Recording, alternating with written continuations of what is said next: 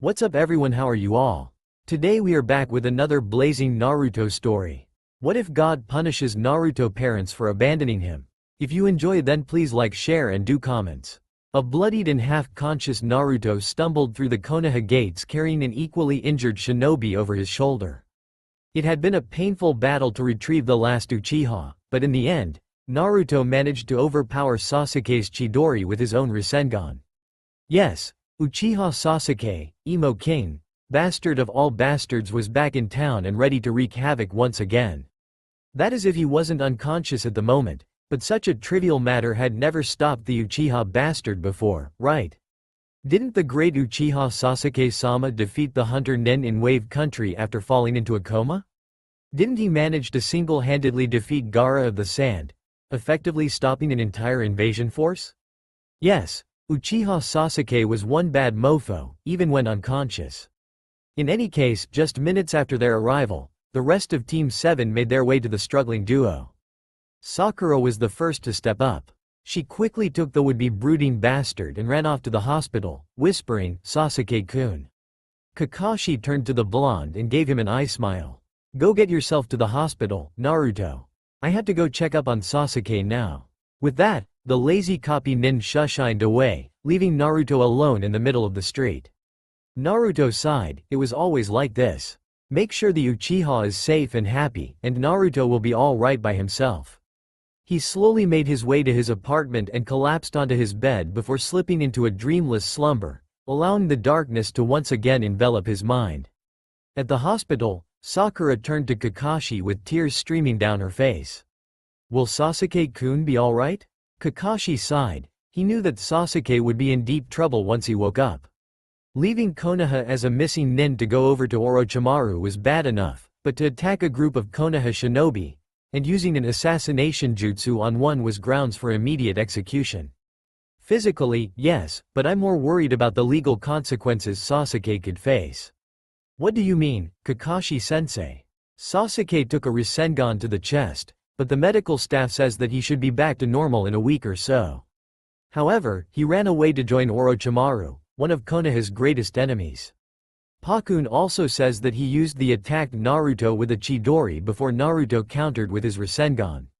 According to standard shinobi protocol, Sasuke would be forcibly removed from active duty and serve as breeding stock for future generations of Sharingan wielders.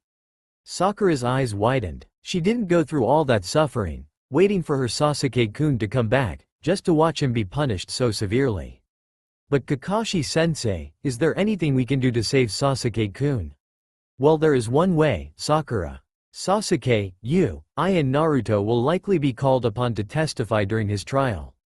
Sasuke has many supporters on the council, so we only need to bend the truth slightly in Sasuke's favor to ensure his continuation on our team.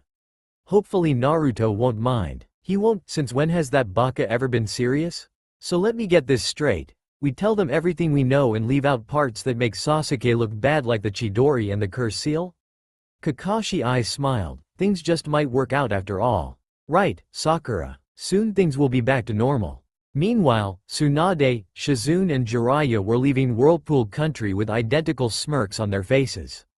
Surprisingly enough, this wasn't because Jiraiya managed to scheme his way into either of the Kunoichi's pants. The reason for their mutual satisfaction was the birth certificate that Tsunade had finally secured and was currently holding in her pouch. The trio had left Konoha to investigate Naruto's ancestry, and was not at all surprised at the results. In fact, Tsunade felt rather stupid that she hadn't noticed it before. Makes you feel rather stupid, doesn't it, Tsunadeheim? Yeah, but it explains a lot, really. I can't wait to see the old farts' faces when they see this. Tsunade gleefully imagined the looks of shock on Kaharu and Homura's faces. Maybe they'll die of a heart attack. Tsunade giggled, causing Jiraiya to look over in concern. You okay, Suna? He was cut off by the chakra-laced punch colliding with his skull. Come on, you pervert. Let's hurry up and get back home. With that, the two Sannin and one assistant set out to return to Konoha, blissfully unaware of the disaster that lay ahead. The next day, Naruto was waiting at Team 7's normal training ground, waiting for his teammates to show up. Patience and tranquility were not traits that were generally associated with Naruto, So after sitting around for a few minutes, he decided to get started himself. After a few light stretches and warm-ups, Naruto crossed his hands into the familiar hand seal and shouted out Kage Bunshin no Jutsu. 20 clones surrounded the Jinchuriki and leapt as one towards the original. Showtime, he thought, pulling out several shuriken. Throwing the shuriken, he was pleased to see that most of them hit their mark, effectively dispelling the clones. An intrepid clone leapt forward only to be kicked in the face. The remaining clones started to cautiously circle their creator. The original Naruto charged forward, fists flailing, and managed to catch the clone in the ribs.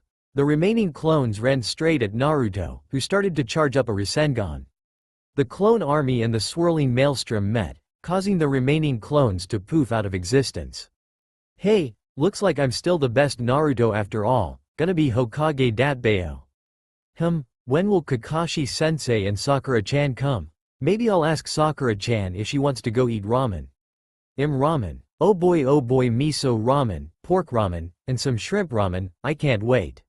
Hey, I have a coupon for a free bowl at Ichiraku's. Ramen, what the? Naruto was roused from his musings by the appearance of several Anbu who quickly flanked the Jinchuriki with drawn weapons. Uzumaki-san, your presence is requested at the council immediately. You will come at once. Naruto shrugged, maybe Tsunade was resigning and he was named immediate successor. Wait a second, Tsunade was out doing some secret Hokage stuff, so what the hell did they want? Naruto allowed himself to be shushined out of the training grounds and into the Hokage tower. I so have to learn that. Then Teme wouldn't stand a chance against me Ibeo. Walking down the hallway, Naruto tried to strike up a conversation with the Anbu, asking them about their missions, weapons and training, but they all stayed silent. Finally, they reached a large wooden double door, which Naruto knew led to the council's chambers. He was surprised when the door opened, revealing Sakura and Kakashi with smiles on their faces. Hey, maybe we're all getting promotions from bringing back Sasuke Teme.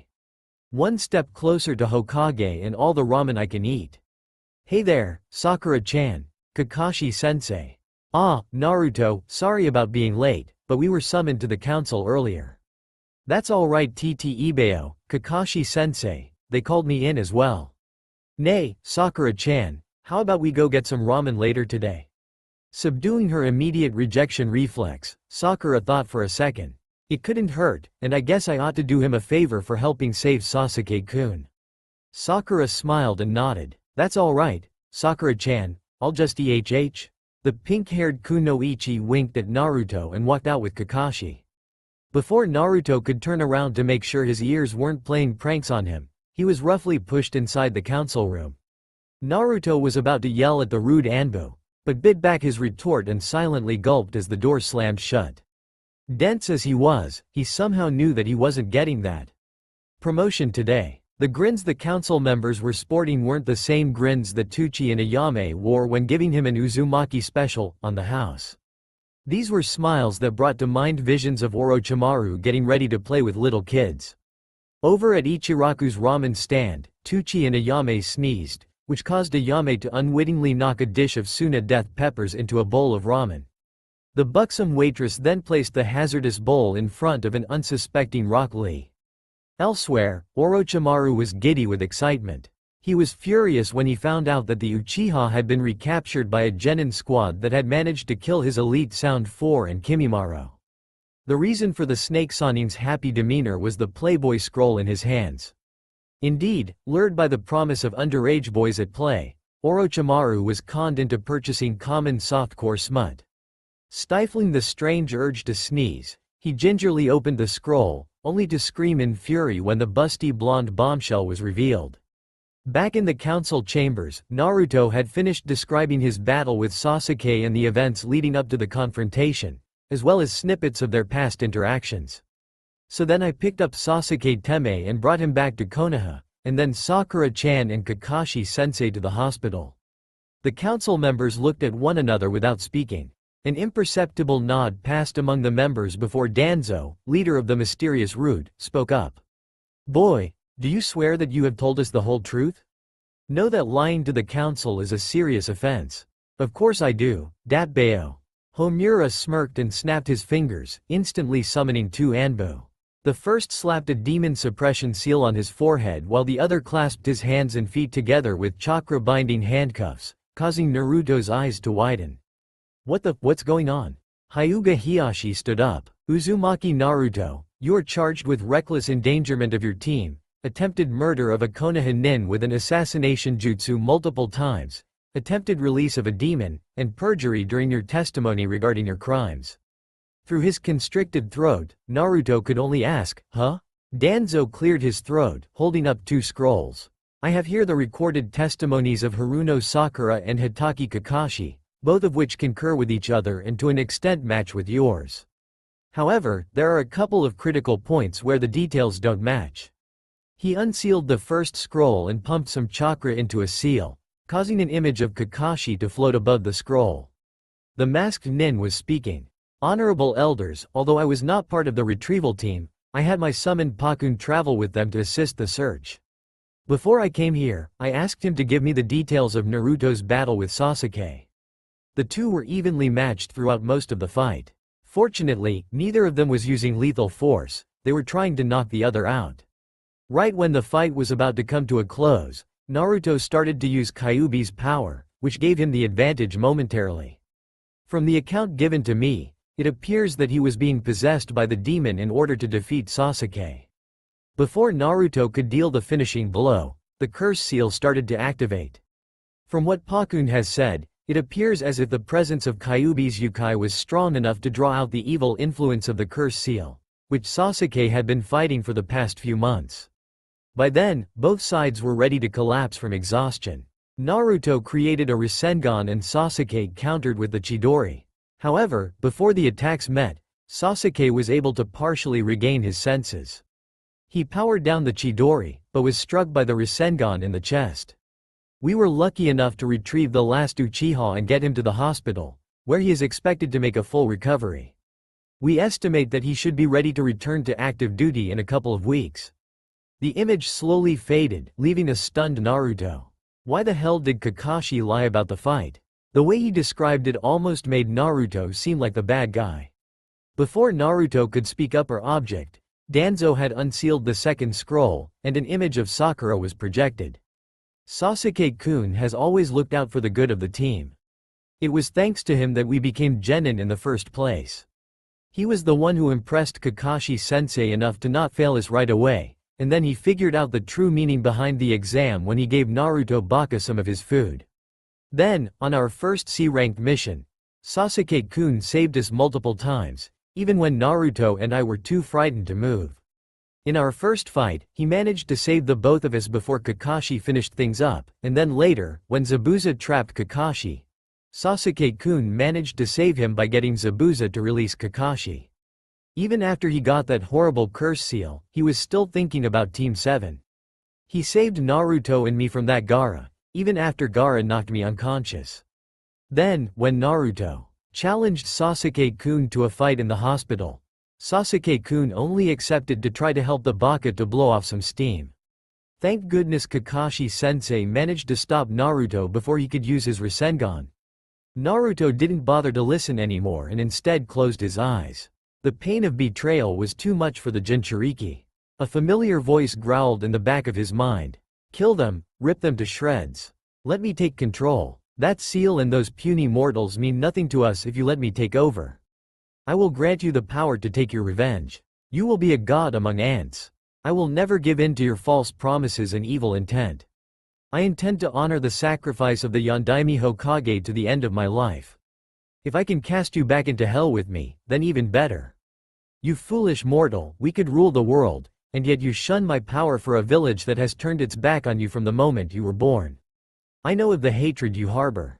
You just need to let it go, and I would lead you from there. I am not afraid of you, Kyuubi. With a hardened resolve, Naruto once again faced the smirking council members. Apparently, the recording of the pink-haired Kunoichi had finished playing. We also have a written testimony from Uchiha Sasuke confirming these statements. We will now pass our judgment.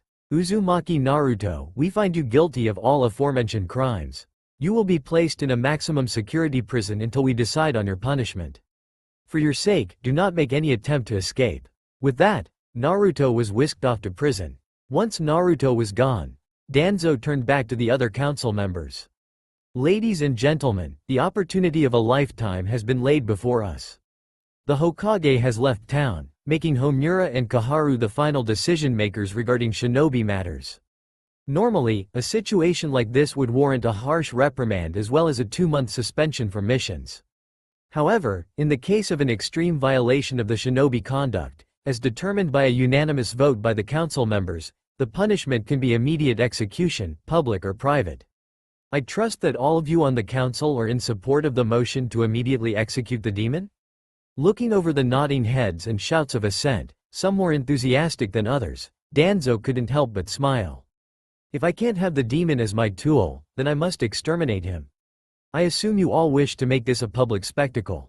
We must hurry if things are to run smoothly." A few days later, over at Team 7's training ground, Sakura was fiddling with a scroll that the council members had given her earlier that day. "Nay, Kakashi-sensei, is Naruto be alright?" Kakashi smiled. "Of course, Sakura, since when have we ever had to worry about our blonde baka? He's probably taking a break for a while. Ma, looks like I'll have to scold him for that when he shows up. Now why don't you open that scroll and see what's inside?" Sakura opened the scroll and pored over the contents. Her eyes grew wide and she squealed. "I'm being promoted to Chunin. One step closer to winning Sasuke-kun's heart." Kakashi ruffled Sakura's hair, with his eye curving into a U. "Congratulations, Sakura, you're the first one on the team to be promoted, although you can be sure that Sasuke and Naruto are sure to catch up quickly. There should be a storage seal with your Chunin vest inside, take a look." Sakura complied, and with a poof of smoke, her very own Chunin vest fell into her waiting hands. While she stood, admiring her new vest, a messenger bird flew overhead, summoning all available shinobi and civilians to the village's main plaza. Kakashi placed a hand on Sakura's shoulder, breaking her off from her fantasies, and shushined the two of them back into the hidden village to pick up Sasuke and answer the summons. Tenten was not a happy kunoichi at the moment. Her teammate Neji had been hospitalized with a stab wound through the hand, which was especially bad since Neji's Juken relied on his hands. That meant that she had been stuck with the twin green beasts of Konoha alone. They were currently catching a light lunch at a nondescript ramen stand when suddenly, Lee's face turned dark red and smoke started to leak out of his ears. Tenten started to back away, not knowing exactly what was wrong, but wanting nothing to do with her youthful teammate. "Yosh, this ramen has stoked my flames of youth like no other. Ayame-chan, your youthfulness has inspired me to new heights. If I do not match this youthfulness today, I will run around Konoha 500 times backwards, and if I fail that, I will climb up the Hokage monument with only my thumbs. Lee, your undiminished flames of youth shine brighter than ever before. Gai-sensei. Lee, Gai-sensei. Lee, Gai-sensei. Lee, Gai-sensei." The two met in an incredibly manly man-hug while Tenten and Neji looked away in disgust. Since when was Suna Death Pepper Ramen an actual menu item? It was then that Neji spotted the messenger bird flying overhead. Team 8 and Team 10 were gathered together at the barbecue restaurant eating lunch. Actually, Choji was the only one eating while the rest tried to pick out uneaten pieces of meat from the grill. Ino and Kiba were yelling at Choji for eating all the meat while Hinata tried to calm the two. Shikamaru was sleeping and Shino was calmly observing the group. It was good to be back and walking around. Shino wondered if Naruto would show up, as none of the rest of the retrieval team had seen him since the mission. "Time to go, it looks like we've been summoned." Asuma's gruff voice stopped the commotion. Why were they calling for a village-wide gathering? They had already announced Sasuke's return the day after the retrieval team made it back, and the Hokage was apparently still safe, according to the shinobi grapevine. The two teams decided to head towards the Konoha Plaza, following the growing throng of people, civilians and shinobi alike. Danzo looked over the large gathering before him. The citizens of Konoha were all together to witness the elimination of one of Konoha's greatest enemies. Surely a new era of prosperity was about to shine on Konoha, a rebirth out of the ashes since the passing of the late Yondaime. He raised his arms benevolently and began to speak. "Friends, I stand before you as the bearer of great news. This past week has been a blessing to Konoha. Our beloved Sasuke Uchiha has been returned to us. Our relationships with our allies are stronger than ever before, and our enemies are weaker than before. There was a loud cheer from everybody as they reveled in the power of Konoha, the unity, brotherhood and compassion that defined their existence. Uchiha Sasuke, standing with Kakashi and Sakura, smirked and waved at the crowd. It is thanks to the hard work, dedication and sacrifice each of you have made for your village that has made this possible. The will of fire is strong within you all. The cheers and applause rose to new levels as the people in the crowd turned to one another and congratulated one another, smiling. Indeed, they were all proud to be a part of Konoha. Kiba grabbed Shino in a headlock, much to the indignation of the bug user. You hear that, bug boy? We're fucking awesome. Inazaka Kiba, I share your enthusiasm, but you will kindly remove your body off my person before by insects drain you of every drop of chakra running through your coils. Kurenai simply shook her head, except for the fact that they weren't both excellent trackers. The two were complete opposites and a general headache to be around. Enough was enough. She hit the two upside the head to silence her bickering team. Danzo looked like he was about to start speaking again. Kiba turned his attention back to the stage, and Shino pushed his glasses further up his face. There are two shinobi amongst who have recently exemplified this spirit to its fullest, and although the details are classified, I wish for them to receive the recognition they deserve. Hitaki Kakashi and Haruno Sakura. Thousands of heads whirled as one to focus on the surprised, but smiling Junin and the slightly bashful new Chunin. The pair raised their hand to acknowledge the crowd. Sakura waited for the inevitable insult to her forehead from her longtime rival, but all she heard was applause. How strange. 50 feet away, a blonde kunoichi was seething. How dare Sakura surpass her once more? She didn't even go on the retrieval mission to recover Sasuke-kun. If this kept up, Sakura would continue to advance and maybe even become Tsunade's apprentice. Before she could shout out in protest, Shikamaru's shadow froze her in place and Choji clamped a large hand over her mouth, effectively muzzling the loud kunoichi. Man, so troublesome. Yeah, but what about Naruto? MMMPHHH. On the inside, Danzo was laughing. Things were going so easily, why hadn't he done this before? Soon, his position as Konoha's savior would be secured by finishing the job the Yondaime started 16 years ago. Thanks in part to the efforts of these two brave shinobi, we have finally been able to subdue one of our greatest enemies, a menace that has prowled through Konoha these past 16 years. Too long, we have let this danger walk through our streets, threatening our women, elderly and children. But no more. From now on, my friends, we can walk down our peaceful streets without fear of being killed in cold blood. We can put our children to sleep knowing that they are safe from the evil influences of Konoha's greatest villains. 16 years. 16 years we have lived in fear of its terrible wrath, but I stand here today, Konoha, to tell you that we may cast away these shadows of fear and instead step into the light, for today is the day that we slay the demon once and for all. Most of the older citizens erupted into the loudest cheers yet while the younger generation looked around, slightly confused but still applauding. Danzo's face, projected onto the large screen behind him for the benefit of those too far to see clearly, shone with righteous self-conviction. In a poof of smoke, 4 Anbu appeared and started to perform a set of identical hand seals. Then, with a second poof, a large, hooded shinobi appeared with a mace in one hand and his masked prisoner's shoulder in the other. The 4 Anbu finished their hand seals at the same time and simultaneously called out Shishienjin no Jutsu. A shimmering, yet semi-transparent purple barrier of flame rose up, separating the crowd from the stage. For the 4 Anbu maintaining the jutsu, it was rather ironic that the very jutsu that prevented the rescue of the Sandaime during the sand invasion was being used as to power Danzo's ideal of a new Konoha. The executioner smirked. He lived for moments like this. The Sandaime rarely approved of public executions, and the Godem had outright refused to allow such a practice. As the head executioner of Konoha, he had the privilege of watching countless criminals die by his hands in numerous manners. The moment when the Shinigami claimed his victim's soul, the fleeting terror that flew over the visage of all of the captives gave him an indescribable pleasure. Today, he was going to share this delight with all of Konoha. It was time, he noted, as Danzo gave the signal. He pulled out his knife and got prepared. removing his captive's mask and with a quick slash of his knife, his shirt. Naruto felt the mask slip off his face, but kept his eyes screwed shut. Then he felt his shirt slide down to the ground as cool metal snaked its way up his body, ending at his throat. On the outside, he stayed silent without moving a muscle, but inside his mind, he was waging a fierce battle with the great fox demon. "Brat, they're going to kill us. We still have time, all you have to do is take off that seal." "I will not. I must protect those precious to me, even at the cost of my life. They don't give a shit about you, your whole team abandoned you. The Uchiha sent a Chidori through your chest. The other two bastards stabbed you in the back just to save his sorry ass. Say what you will, but I will not yield. You refused to heal me while I was being tortured in hopes that I would give in to your plans, but I did not.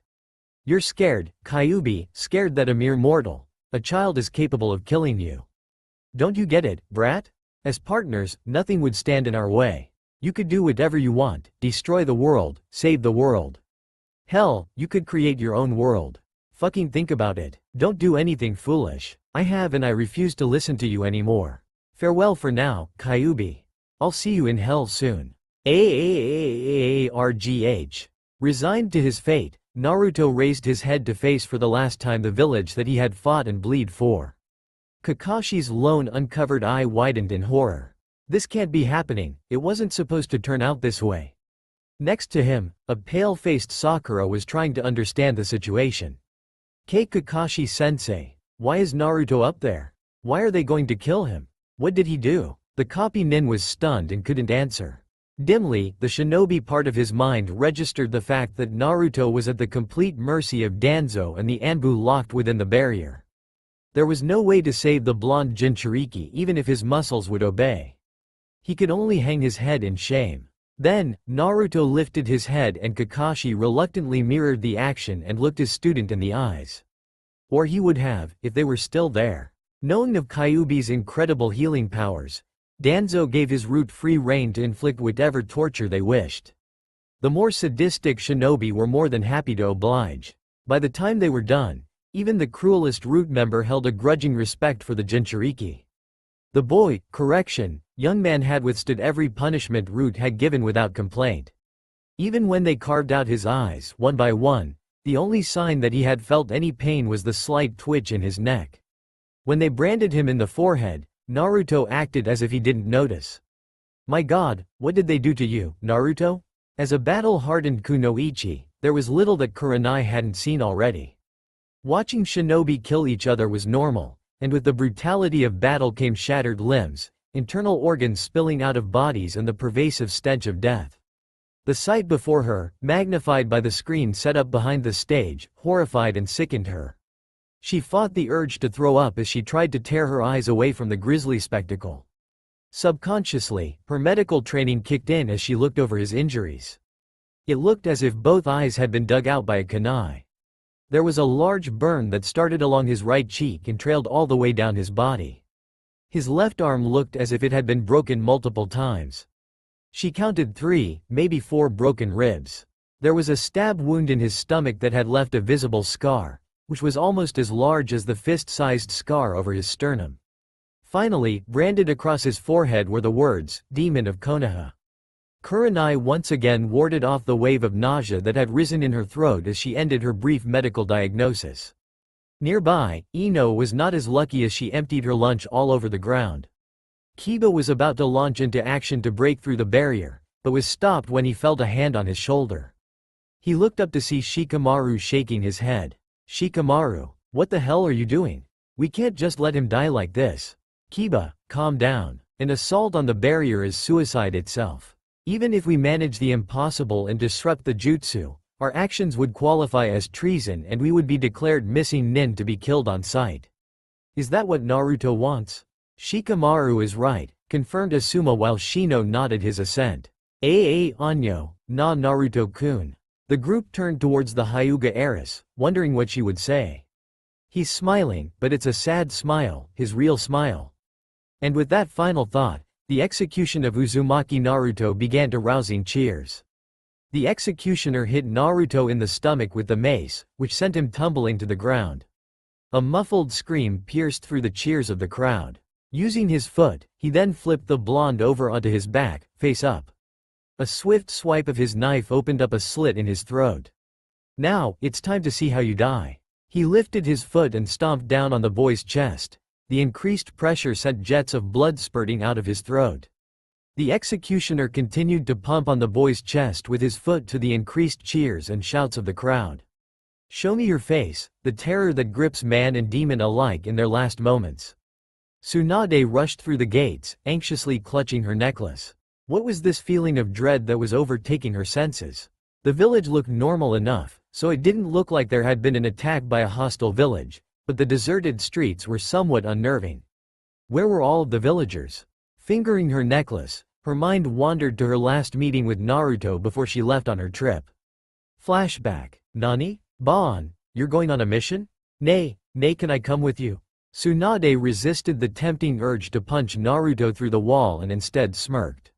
Sorry brat, but this is a super important Hokage level mission that only Jiraiya and I can do, although Shizune is probably going to tag around. That's why I'm going to come along. I've got to get the experience if I'm going to become the next Hokage Datbayo. Plus, you haven't been on a real mission in decades, so I should go with you to make sure you're safe. You think I'm weak, brat? Tsunade brandished a glowing fist, causing Naruto to back up a few steps in caution. Insinuating that the Hokage was weak was almost as deadly as calling her old. No, it's just that you're one of my precious people, and I don't know what I'd do if something happened to you while you were gone. Tsunade softened. She knew she was close to Naruto, but to hear his say it warmed her heart. She got up from her desk, walked over to Naruto and gave him a big hug, unwittingly sticking his face between her large S. MMMRPH. She blushed and released the hug when she noticed the struggling Naruto. Naruto pouted for a while, but then suddenly brightened. Hey, Baon, close your eyes for a second. Huh? Tsunade warily complied. She heard a light click and felt a light weight hanging from her neck. She opened her eyes and looked down, seeing her grandfather's necklace.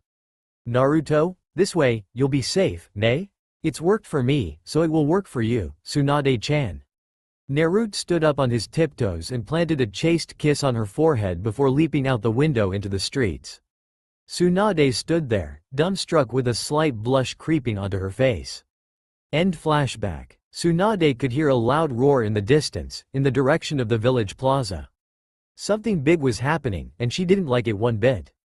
She gave a signal to Jiraiya and Shizune and they rushed forward with greater haste. Something is definitely wrong here. For Naruto, everything was quiet for once. The incessant whispering for blood and gore was silenced, as the demon fox had likely retreated to some dark recess to contemplate its final moments of existence. Indeed, his mind was clearer than ever before. Was he alive? Was he dead? Pretty soon it would be all over. He barely registered the blow to the stomach and simply allowed gravity to pull him to the ground, reveling in the absence of the demonic presence that had plagued his entire life.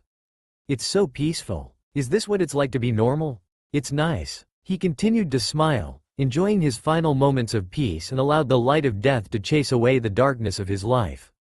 Outside the containment barrier, smiles and nods of approval could be seen on many of the onlookers' faces, but interspersed through the crowd were various ashen faces. The sheer brutality of his incarceration and subsequent execution was something only seen within the deepest bowels of the interrogation and torture department. The mere thought that something to this degree could be carried out in public and on a fellow Leaf Nin was shocking. It was sickening how the shinobi could monitor Naruto's passing life by the amount of blood that spurted out of his throat after each stomp. After what seemed like an eternity, the jet of blood started to die down, and with that, the life of the blonde Jinchuriki came to an end. The executioner lifted the blonde by the back of his neck and presented the still body to the crowd. This was it, the culmination of Konoha's redemption. The shouts of joy from the audience continued to rise in volume, only to be shattered by the heart-rending cry. Naruto, oh. It was the desperate plea of a lover finding her true love dead, or that of a mother nearing her deceased child. There was a bone-chilling silence as the crowd watched Tsunade rush forward to the execution platform, closely followed by Jiraiya and Shizune. A chakra-enhanced punch sent the executioner into a wall, and a follow-up Rasengan sent him through the wall. Shizune, seeing that the executioner had been disposed of, launched a series of paralyzing senbon at Danzo, who quickly crumpled onto the floor. Tsunade cradled the boy's head in her lap. Today was supposed to be the day Naruto would finally gain the recognition and love he rightfully deserved, but instead, it marked the end of his dismal life as the container of the Kyuubi. She looked at his face, blankly staring at the two holes where his eyes had once been. Those sapphire eyes that had always shone brilliantly whenever Naruto talked about defending Konoha and protecting his precious people were gone, plucked away by the ignorant bastards overseeing Konoha. She raised her head and looked over the village with disgust before shining away with Naruto in her arms. The next day, Tsunade stood atop the Hokage Tower, underneath the Hokage monument, next to an open casket containing Naruto. Naruto's Hite-8 was recovered from the Anbu route at Tsunade's order and ceremoniously displayed in front of the casket. The previous night had been a complete riot. Naruto's apartment was burned down to the cheers of the mob. Tsunade had to summon the entire Anbu squad to shut down the revelries and celebrations in the streets. The civilian prisons were completely filled, and it wasn't until 3 in the morning that the streets had died down. She inwardly smirked in spite of the somber situation. If they thought that we're going to go celebrating the finishing of the Yondaimi's final job, boy did she have a surprise for them. She surveyed the crowd gathered before her, and began the eulogy of Namikaze Naruto. Everything was white. Naruto was floating through space, when all of a sudden, a sharp burst of pain seared through his stomach. He watched as the red chakra he associated with the Kyuubi seeped out of the seal before rocketing away and out of sight. He put his hands in the ram seal and channeled some chakra. The seal on his stomach started to break into pieces and fade away. So we meet at last, Naruto, although far sooner than I had hoped. Naruto spun around and came face to face with a young, beautiful woman close to his age. Huh? Who are you? Actually, where the hell am I? He blushed as he looked the stranger up and down. She giggled as Naruto scratched the back of his head. I do not have a name. However, I am the one you may know as Kami. Naruto fell to his knees and lowered his gaze. Kami-sama, I don't understand. Why have you come to visit one as lowly as I before I am cast to hell? Kami sighed. Why were they always like this, so damn angsty? If anyone, Naruto would be the one to break that trend, but here he was, on his knees. Kami reached down with one hand and lifted Naruto's face. Naruto, look at me. Don't give me any of that, I'm not worthy, crap either. For the 16 years of your life, you've carried yourself proudly, never doubting your strength. Kami-sama, a tainted soul such as I does not deserve your presence. The bastard fox made sure of that. Kami giggled, and the trilling laughter sent a shiver down Naruto's spine. Naruto, you have the cleanest soul of all mortals, left untouched by the Kyuubi no Kitsune. Surely you felt its presence leave your body a while ago? That is a sign that, unconstrained by your seals, the Kyuubi cannot reside within you. As opposing forces, you are just as toxic to it as it has been to you. Throughout the ages, I have seen many good men, but only a few have showed the same purity of heart that comes so natural to you. Finally, Naruto's mind slid into gear. Kami-sama? You said, throughout the ages, but you look only a few years older than me. And why are you a girl? Kami's eyes flashed dangerously. Is there something wrong with women being strong, brat? Naruto raised his hands in what he hoped to be a placating manner. Of course not, you're wise, powerful and beautiful, Kami. Kami started to blush. Basama. A monstrous tic appeared over her forehead. What was that? Well, you're obviously really old, but you deserve respect, so it's Kami Basama. Naruto punctuated the statement with a forceful glomp. Kami sighed. The real Naruto was back, although it looked like this was going to be all the respect that she would get. She decided to play around with the blonde shinobi. Striking a seductive pose, she asked in a sultry voice. Am I not attractive to you, Naru-kun? Naruto turned a shade of red normally reserved for overripe tomatoes and Hinata and choked before regaining his composure. Oh, but are you young enough to keep up with someone like me? Kid, you're 1,000 years too early for someone like me. Old hag. Brat. The two continued glaring at each other for what seemed like an eternity, before collapsing into a fit of laughter. Finally, Kami stopped laughing and wiped a tear from her delicate features. Naruto-kun, back to what I was saying before. When Kyuubi left your body, it hid itself in an alternate dimension to recuperate. With each passing second, the demon is regaining his strength. That's right, and it's your task to defeat this beast. Naruto whirled around as a new presence appeared in the form of a sultry, scantily clad woman. As Naruto fought off a blush, the new apparition took the opportunity to introduce herself by draping her body all over the bashful blonde. Ah, Naruto-kun, we finally meet. I am Yami, the beautiful and dangerous Lord of Hell. Gah, Naruto stumbled back, stifling a nosebleed. Yami giggled, trailing a finger along Naruto's cheek. Nay, Oni-chan, Naruto-kun is rather shy, isn't he? The two immortals laughed at Naruto's expense, causing the blonde to blush a further shade of red. Wiping away a tear, Kami settled back into her more serious demeanor, an action duplicated by her devilish counterpart. Naruto-kun, Yami and I wish that you go back to the realm of humans. Yami cut in and burned Konoha to the ground.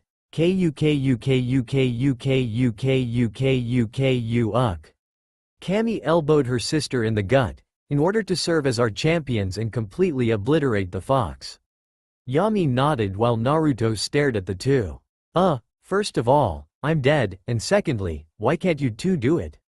Yami smirked. You see, Naruto-kun, while Kami-ni-chan and I have control over our respective realms, at this, Kami emphasized the point by snapping her fingers, which caused Naruto's clothes to disappear, leaving him in ramen print boxers while Yami leered. She continued, Ni-chan and I are not allowed to interfere with the mortal realm. That's why we can send you back to your body if you want. Kami put on a pensive face. However, you might want to hurry, since without the preservation jutsu that your precious Tsunade-chan is using, your body would have been unusable. Also, it looks like she's going to either burn your body or bury you during your funeral, so you might want to hurry it up. But before that, there are a couple of people who want to see you. Yo, brat, slap, baka, first time you see our son since he was a baby and this is how you talk to him. Naruto looked towards the source of the two voices and saw two hazy figures. Naruto-kun, unfortunately, we cannot materialize more than this. However, we have always loved you and watched over you. It has pained us so much to watch your suffering, but you have made us proud, son. It is time to learn of your heritage. I, Namikaze Minato, am your father. I think you know me as the Yondaime Hokage. Your mother here is Uzumaki Kushina. And? Minato and Kushina blinked in surprise. You didn't think I'd figure it out for myself? I fucking look exactly like you. Naruto quickly dodged a punch from Kami for his language. Plus, I have mom's name, and it wasn't hard to dig up the marriage certificate for more proof. Anyways, I'm surprised nobody else figured it out, especially since I'm supposed to be the village baka. While we're at it, what the hell is up with sealing the Kyuubi in me? Did you think that the village would treat me like a hero? Huh? Minato's voice was quiet. Actually, yay I did? Naruto snorted, causing one of the smoky figures kick the other in the face. Look at what you did to your son, Minato. You should be ashamed of yourself. But Kushina-chan, don't you Kushina-chan me. Kami and Yami sweat dropped. Naruto looked at the pair with squinted eyes. So, do I have any cool bloodlines or anything? Minato chuckled, not that I'm aware of, but our compound and jutsu library should still be around. Other than that, we become stronger with old-fashioned hard work. Are you sure? So I can't create ice mirrors? No. What about firing my bones at my opponents? No. I can't even fire laser beams out of my eyes? No, and where the hell did that one come from? Are you stupid? Oi, who are you calling stupid, stupid? Kami slapped the two upside the head to get them back on track. Yami spoke up, while we'd love to train you for an eternity and watch you get strong. She traced circles on an embarrassed Naruto's chest. We really need to get you back before it's too late. She paused. Well, it looks like your precious Baon has just about wrapped up her lovely little speech. Seems like she's finally found out the truth and has told everybody about it. Man, you should see their faces. Better yet, wait until you see their faces when you come back. Kami nodded. Naruto-kun, it's time for you to go back and live in the mortal realm as our champion. Since we cannot train you here, you'll want to leave as soon as you can so that Yami and I can come and give you our gifts. For now, they're secrets, but you'll love them for sure. Naruto nodded. Everything was happening too fast to process, but he understood that he was going to go back and get stronger to protect his precious people from the demon fox. Speaking of which, he needed to go out to travel and train. He felt a soft pressure on his cheek, and flushed bright red when he noticed that Kami had planted a chaste kiss on his cheek. Yami swooped in on the other side and kissed the blonde on the other cheek. Naruto's eyes widened as he felt a hot tongue trace over his cheek and head towards his mouth. He quickly pulled away, stuttering. "Ah, Naru-chan is so kawaii," purred Yami. Kami simply shook her head. Why did her stupid sister always have to ruin moments like these? She turned back to the hyperventilating boy and waved her hand to calm him down. "Okay, enough of that already." She held up a glowing hand and placed it on Naruto's forehead, and with that, Uzumaki Naruto faded away. The last thing he heard was his parents whispering to him, "Good luck, son, go get laid or something. Ignore your idiot of a father, Naruto-kun. Remember, we have always loved you." Naruto felt a floating sensation before being surrounded in total darkness once more. With a start, Naruto realized that he was back in his body. Slowly, his senses started to kick back in and he started to shuffle about. He was in some sort of narrow wooden container. Before he could process anything else, a lump of dirt was thrown in his face. With a twitching eyebrow, Naruto leapt up and shouted, "What the hell was that for?" Tsunade drew a shaky breath before steadying her nerves. The foolish village would finally learn of their tremendous folly in executing her Naruto-kun. Tsunade blinked. Her Naruto-kun? She'd think about that later. She began to speak, her voice echoing throughout Konoha. "What does it mean to have a family? Surely it is much more than common blood that defines the ties that bind one another. A family is a group of people in whom you can place your absolute trust and love. For our families, we are willing to do anything to ensure their safety and happiness. It is that feeling of love and acceptance for which we fight our hardest, and the pain of loss and loneliness that makes us cry the most. I ask you this because we are here to mourn the loss of a man who was never given the chance to feel this love and acceptance, yet still felt it necessary to protect not only those he held dear, but also this entire village. You were all witness to the public execution of Uzumaki Naruto, and I have been sickened by the behavior of Konoha since. Have we fallen to the point where we celebrate the death of our own kind?" At this, a brave villager decided to shout out, "Hell yay," and we're proud of Ak. Jiraiya had appeared in front of the man and lifted him by the neck. A blast of killer intent and the sudden constriction of his windpipes prevented the villager from speaking anymore. Jiraiya hesitantly turned back to the Godem, ready to intervene in case her fearsome temper caused major destruction. Instead, Tsunade started to laugh, which startled many of the present shinobi who knew of her connection to the deceased blonde. "Let me tell you a story. As you all know, 16 years ago, the Kyuubi no Yuko attacked Konoha. Konoha fought valiantly against the demon. The Kyuubi was simply too powerful. As those old enough to know remember, the Yondaime Hokage sacrificed his life to defeat the Kyuubi, but to seal away the essence of the demon, he required a newborn child to house the soul. With his dying breath the Yondaime asked us all to treat the boy as a hero. However, it was the blind ignorance of the populace that resulted in the complete isolation of this child. Although actual physical abuse was rare, he was never given the love and care that we all take for granted. Still, this child persevered and grew up, never turning to hate or evil. His spirit embodied the will of fire that our beloved Sandaime believed in. Alone, he was able to inspire those that he met, both inside of and outside Konoha without asking anything in return.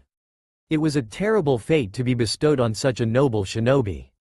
I ask of you, fathers and mothers, to look at your children and imagine them living such a life, hated and ignored for something out of their control without the comforts of a family to help them through. Uzumaki Naruto was that child so unjustly persecuted these years, cast aside by those that he had sworn to protect. Another villager worked up the courage to shout out, "That demon brat killed the fourth. For all we know, it's the Kyuubi itself that was execu-urg." An Anbu officer materialized and knocked him out with a swift chop to the neck. Tsunade sneered and was about to speak when Jiraiya spoke up instead. "For crying out loud, when will you all ever learn that Naruto isn't the stupid fox? Yondaime and I designed the seal so that the kid would become the jailer of the Kyuubi, not the Kyuubi itself. Of course, the seal wasn't perfect. Simply put, regardless of what we've done on the seal, Naruto had the final say on the success of the seal. I bet you all didn't realize that had he wished, He could have removed the seal and set the Kyuubi to wreak destruction on this ungrateful village. We all owe our lives to his mere existence, and yet he was treated like trash. I know that Minato is up there, disappointed at how you all treated his only son. At this startling announcement, the village was swept with a flurry of emotion, ranging from confusion to disbelief. Before pandemonium could fully settle in, Tsunade raised her arms calling for silence once more. Yes, what Jiraiya said was correct. The late Uzumaki Naruto is the only son of Namikaze Minato and Uzumaki Kushina. I have recently secured Naruto's birth certificate, which carries the seals of the Yondaime and Sandaime. The certificate names Uzumaki Naruto as the son of the Yondaime. The Yondaime made this sacrifice, hoping that you all would see his son as a hero and treat him with respect and dignity. Instead, you have spat upon his image and ideals, trashed his legacy and turned away from his teachings. At this, the crowd started to shift uneasily. Academy teachers who openly boasted of sabotaging the blonde's education hung their heads in shame, as many of them were classmates of the Yondaime. Many shopkeepers and restaurant owners were feeling sick to their stomach as they remembered refusing service to the child, or charging exorbitant prices whenever he tried to pay. The Konoha 12 and their Junin sensei simply stood there, each lost in his or her own thoughts. For the genin, news of Naruto's Jinchuriki status and treatment opened their eyes, and for the first time, they saw the pain and suffering that Naruto lived with. The Junin were saddened that they had done nothing to alleviate the boy's suffering, serving to further contribute to the boy's isolation.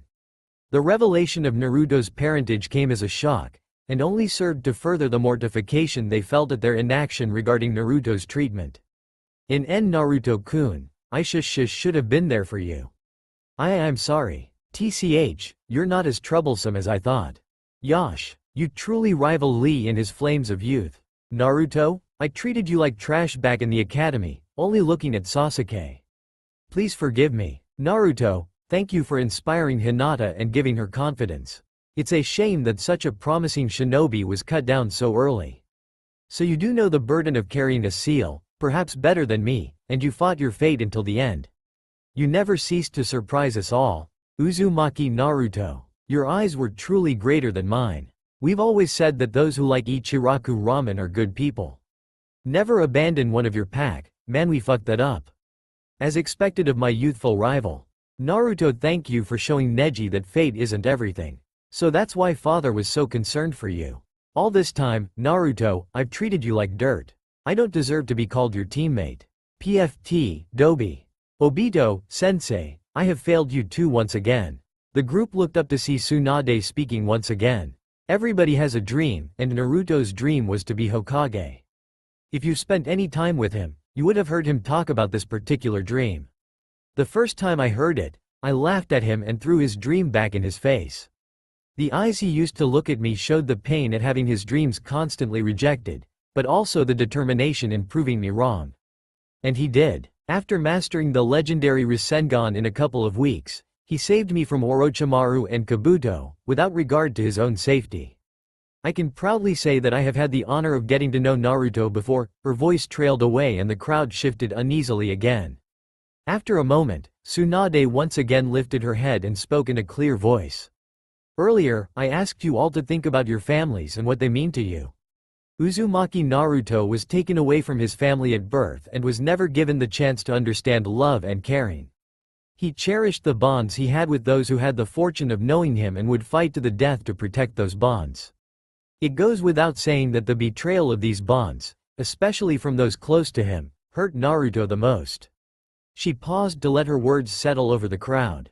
I ask that we have a moment of silence to respect Naruto. Tsunade closed her eyes, silently daring the villagers to interrupt her. However, silence carried through Konoha until Tsunade opened her eyes once more. Today, we bid farewell to one of Konoha's greatest heroes, the man who truly saved and protected us all to the very end, a man who, scorned and ignored in life, shall be revered and honored in death. Farewell, Namikaze Naruto. With that, Tsunade scooped up a pile of soil and ceremoniously emptied the contents into the casket, covering his face. Farewell Naruto-kun, you'll always hold a place in my heart. Before she could walk away to allow others to pay their respects, a familiar voice roared out from the casket. A very familiar voice. What the hell was that for? The only sound that could be heard was the whispering of the breeze that passed by. Then, as a collective whole, the citizens of Konoha all shouted one inarticulate word. EHHHHHHHHH. When Naruto was given the label of Konoha's #1 surprising ninja, various memories instantly come to mind. There were the minor pranks that culminated in the defacing of the Hokage monument. Those at the Chunin exam remembered Naruto's timely fart in beating Kiba and Naruto reopening his tenketsu to defeat Neji. Although unexpected, these events could easily be explained as creative spontaneity. However, when a supposedly dead Naruto jumps out shouting at his own funeral during which he was revealed as the only son of the Yondaime, he wasn't surprising anymore. He was a fucking miracle. When Naruto jumped out of the casket and showed the entire population that, indeed, Uzumaki Naruto was alive, a few things happened. A sobbing Tsunade and Shizune team glomped Naruto while Jiraiya scribbled fiercely in his notebook. Kakashi, Sakura and Sasuke turned pale. Hinata fainted murmuring, "Naruto-kun." Shino's sunglasses slipped down his nose. After gently pushing a slightly hysterical Tsunade away, Naruto flashed his famous grin. "Hey, it's good to be back, but for now, it's goodbye. Kami asked me to go travel for a while, so you can bet that I'm going to get stronger when I return. I'll see you all later everyone because I have to hurry, otherwise Kami-chan and Yami-chan will be mad at me and do weird things to me. Oh, and you don't have to worry about Kyuubi for now, either. It's sealed away in another dimension. Later, Bon." With that, the former Jinchuriki walked up to Tsunade, kissed her cheek and then sped off into the distance to complete his mission from Kami, leaving the entire population of Konoha stunned into silence. Lee turned to Neji. "What the fuck just happened?" Neji cried tears of joy. A lone shout echoed throughout Konoha. Naruto. A year passed without any news of the blonde, a period marked by normalcy. The sun still rose in the east and set in the west, Jiraiya still peaked on women and Kakashi still read porn. However, it was painfully obvious that there was something different about Konoha ever since the resurrection of the blonde. Tsunade no longer complained about the mounds of paperwork and instead worked tirelessly to improve Konoha's condition, which was set to lead Konoha to even greater prosperity. Shinobi were also working and training their hardest, inspired by the story of Uzumaki Naruto. A few months after his departure, when stories of the Genin's adventures started to circulate, the Uzumaki Naruto fan club was created, along with the first ever Naruto superstore, which sold Naruto merchandise. Coincidentally, the superstore was erected right next to Ichiraku's ramen stand, whose business had flourished due to the popularity of their new Naruto special. Team 7 had gained a new member, Sai, and was currently on the training grounds standing around. Sasuke still had a scowl on his face as he tried to burn a hole through a training post with his stare. Sakura had toned down from her uninhibited fangirl days, but still snuck occasional glances at Sasuke. Sai was smiling at Kakashi, who had his beloved orange book open. Instead of focusing on his favorite smut, Kakashi's mind continued to wander over the third member of the original Team 7. Images of Obito and the Yondaime constantly bombarded his mind over his betrayal. Those who ignore rules are trash, but those who abandon their comrades are worse than trash, huh?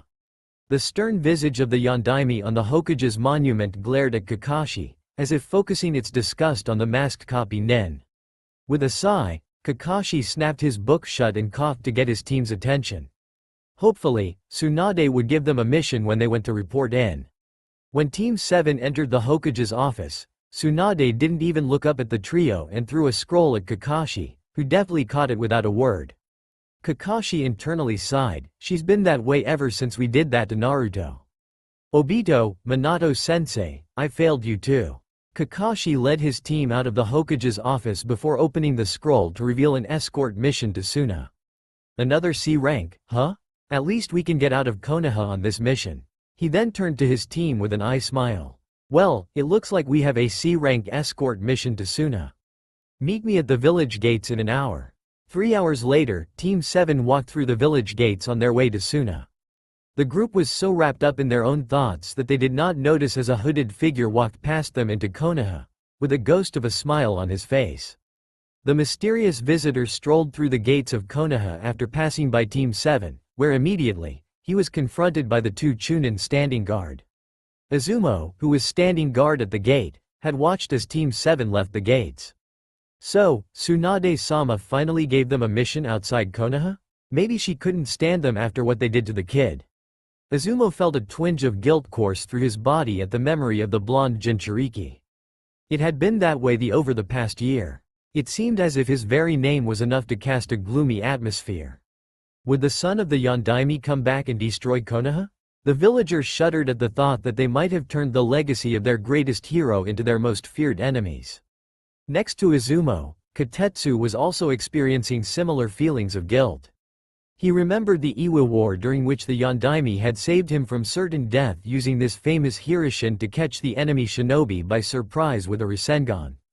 After Naruto's lineage was revealed, images of his savior kept appearing in his mind, only for the picture to subtly change into that of a sightless Naruto. The duo finally noticed the stranger that had ambled through the gates and moved to confront the hooded figure. "Halt, what is your purpose in Konoha?" Izumo fingered the kunai in his pouch, but the visitor raised his hands in a sign of non-aggression. The Chunin remained wary as Kotetsu repeated his question. "What is your business in Konoha?" In a hoarse, scratchy voice, the stranger replied, "My business is with the Hokage and the Hokage only. I ask you to not interfere. If you must, one of you can accompany me on my way." Kotetsu nodded at Izumo, who resumed guard duty. The man seemed harmless after all. Just another day on the job for the pair. Kotetsu's suspicions diminished as he accompanied the man through the streets. The thought that the man could pose a danger to the citizens of Konoha seemed laughable. Earlier, an errant ball thrown by one of the village struck the man square in the back, which caused him to stumble a bit. When the child ran forwards apologizing profusely, he simply laughed it off and returned the ball before continuing on his way with Kotetsu trailing behind. The rest of the journey passed without any further incidents, so when they arrived at the Hokage Tower, Kotetsu bid the stranger farewell and returned to his post. At the receptionist's desk, the man was stopped once more. Apparently, the Hokage was at work and didn't wish to be bothered at the moment. The receptionist quickly explained that the Hokage often buried herself in her work, possibly to mask her worry over Naruto's well-being.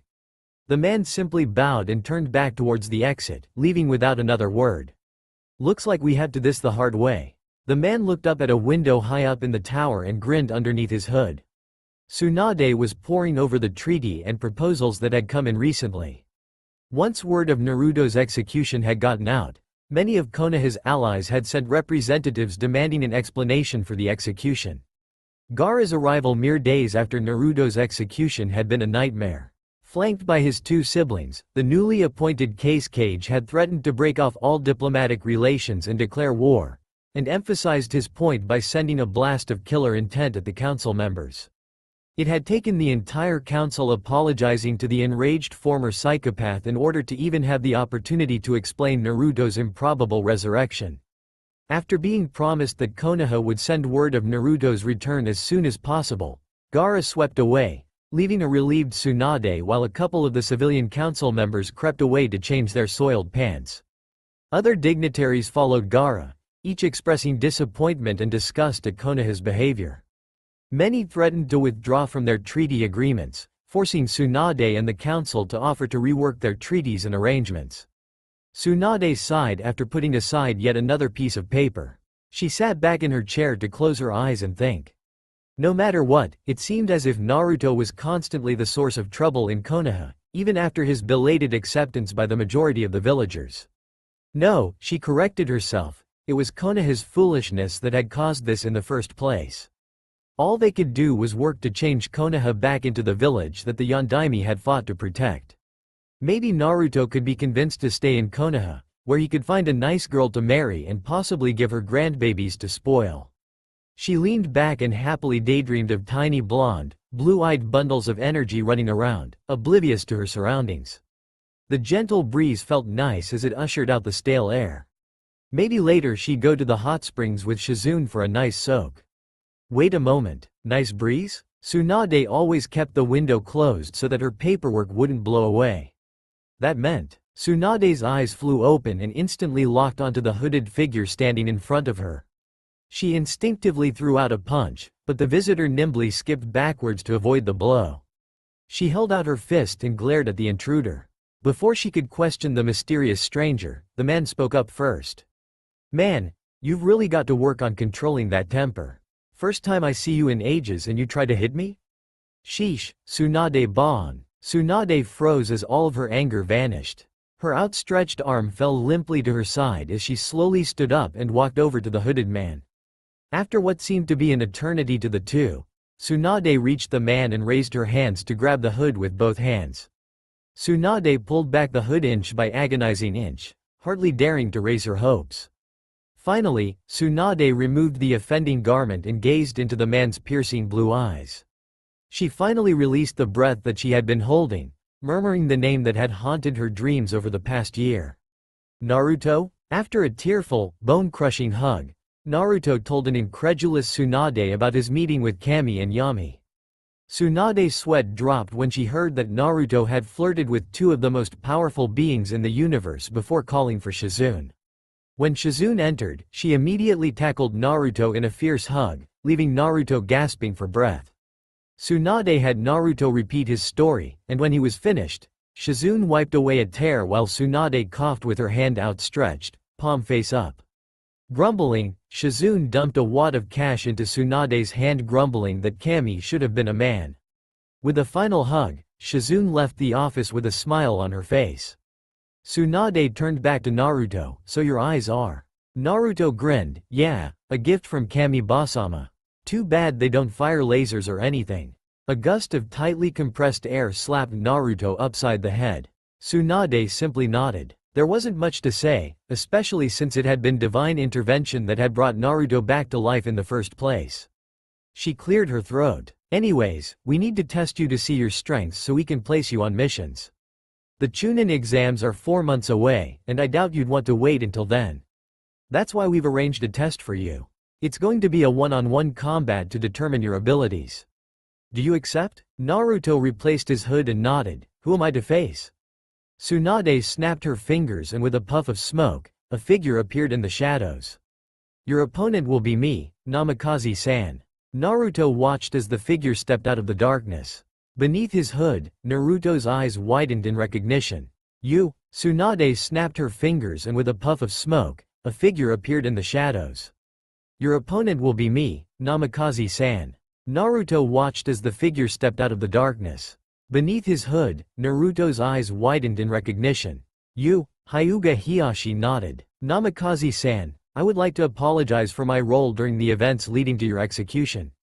I also speak on behalf of the Hyuga clan when I ask you to forgive us for our transgressions against your person." Naruto responded by merely tilting his head. Hiyashi then answered the unspoken question. "I was a teammate of your father and counted myself as one of his closest friends. He stressed teamwork and compassion over everything else. I cannot count the number of times he has saved my family and me. When I found out that I had played such a direct role in the murder of my best friend's son, the grief was unbearable."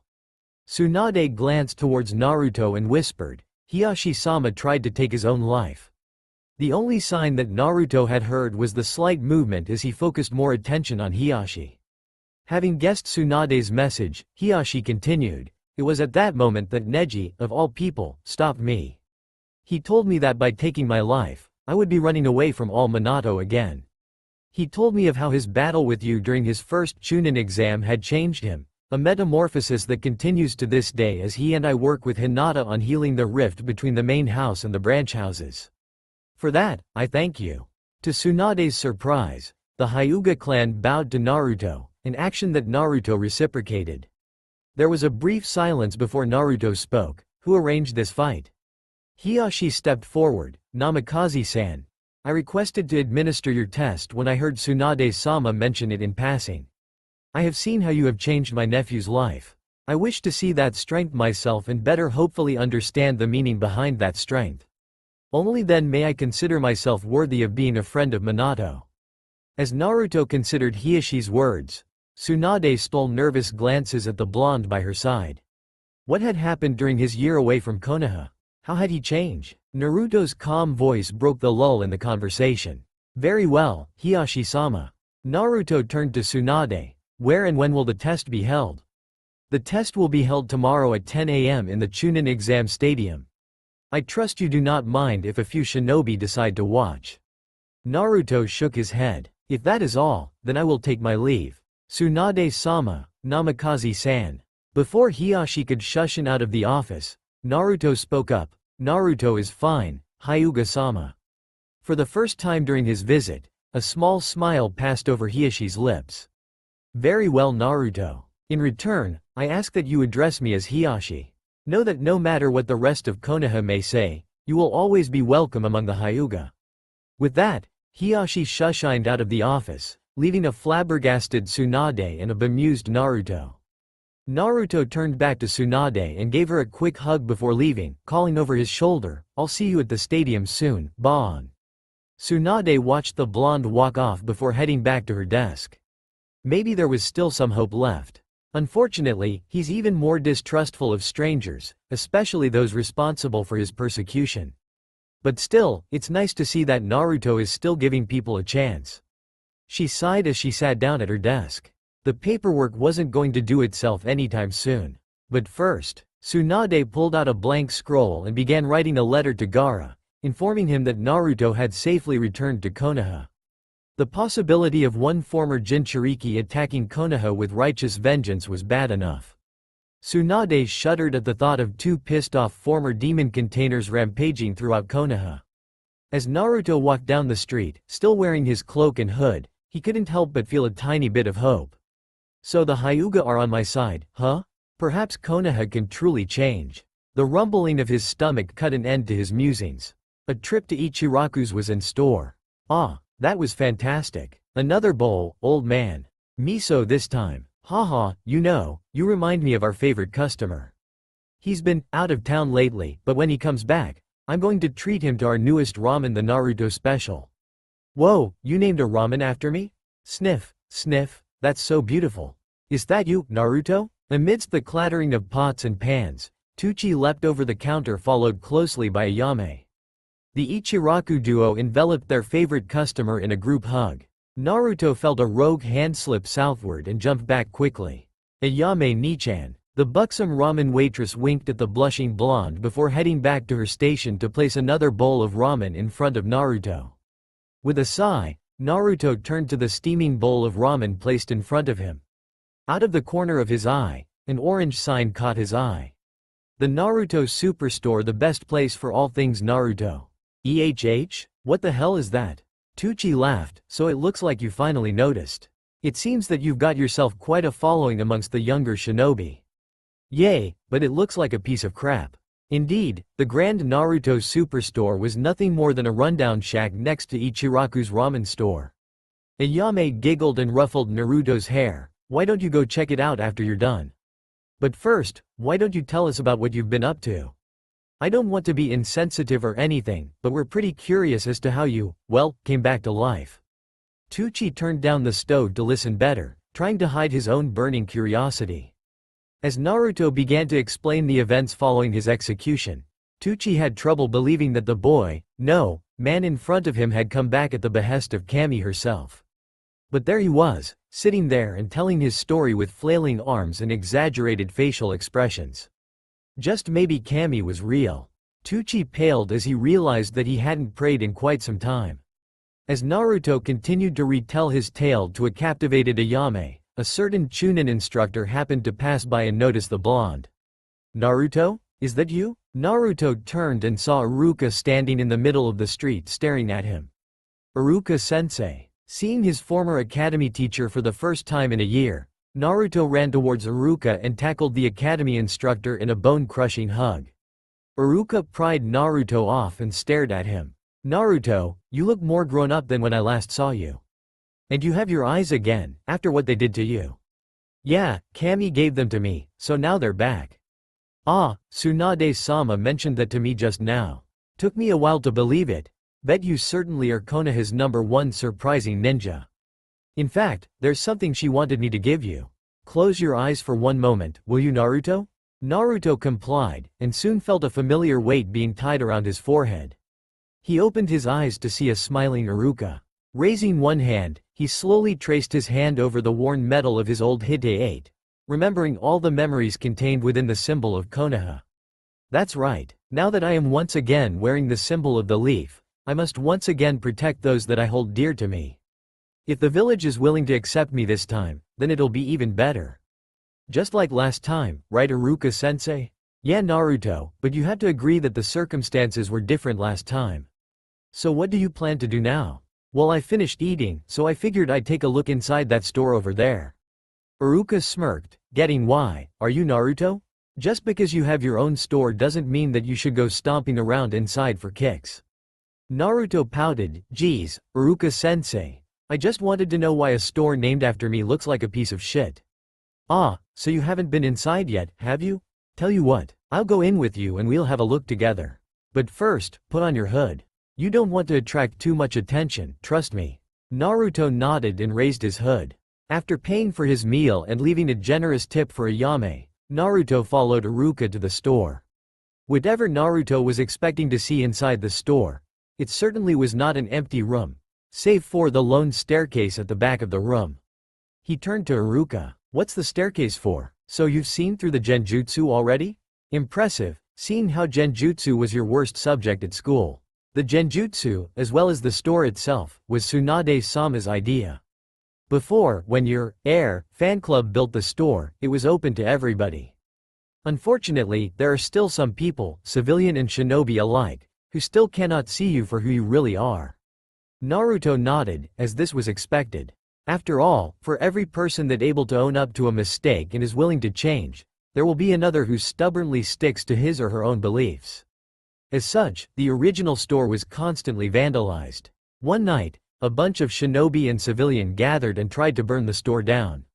Tsunade-sama herself broke up the crowd herself. While she couldn't punish the civilians for their actions, she made sure that Ibiki personally saw to the shinobi involved. Lots of gruesome rumors have floated out of the torture and interrogation department regarding their fate. That's why she decided to put up this genjutsu around the store. The shinobi who still fear you don't dare to interfere, thanks to Tsunade-sama's stern warnings, and the civilians can't see through the genjutsu either, so it works out.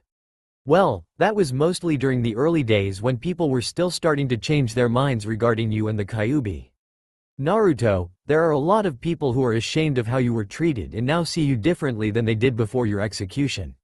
However, there are still people who fear and hate you out of ignorance and stubbornness. Even though they aren't out in the open anymore, you still need to remember that not everybody has accepted you. Naruto bowed his head slightly at this. Iruka noticed and placed a comforting hand on Naruto's shoulder. Don't worry about it, Naruto. Just give it some time and they'll eventually come around. You have a special knack for that. For now, why don't we head downstairs and check out what's inside? It's been a while since I've looked around. Naruto nodded and the pair headed down the flight of stairs. When the two reached the bottom of the stairwell, Naruto stared at the sight before him, mouth wide open. Everything was so orange. Iruka half expected the blonde to run from stand to stand in a hyperactive frenzy, trying on the merchandise and chatting happily with the other customers milling about. Instead, Naruto slowly walked among the merchants, occasionally fingering an outfit or picking up and examining an action figure. Iruka sadly watched Naruto, knowing that despite his sunny disposition, there was a deeper emotion that surfaced on occasion, the desire to fit in and find unconditional love. Naruto, there are so many times that I wish that I could have been there for you when you were younger. Back at the academy, I treated you much like the others did. If it wasn't for the Sandame, I wouldn't have been able to see this side of you today. I would be like the rest. You are a much better man than I will ever be, Naruto. Iruka was roused from his musings when he heard Naruto's voice. Hey, Iruka-sensei, I was wondering.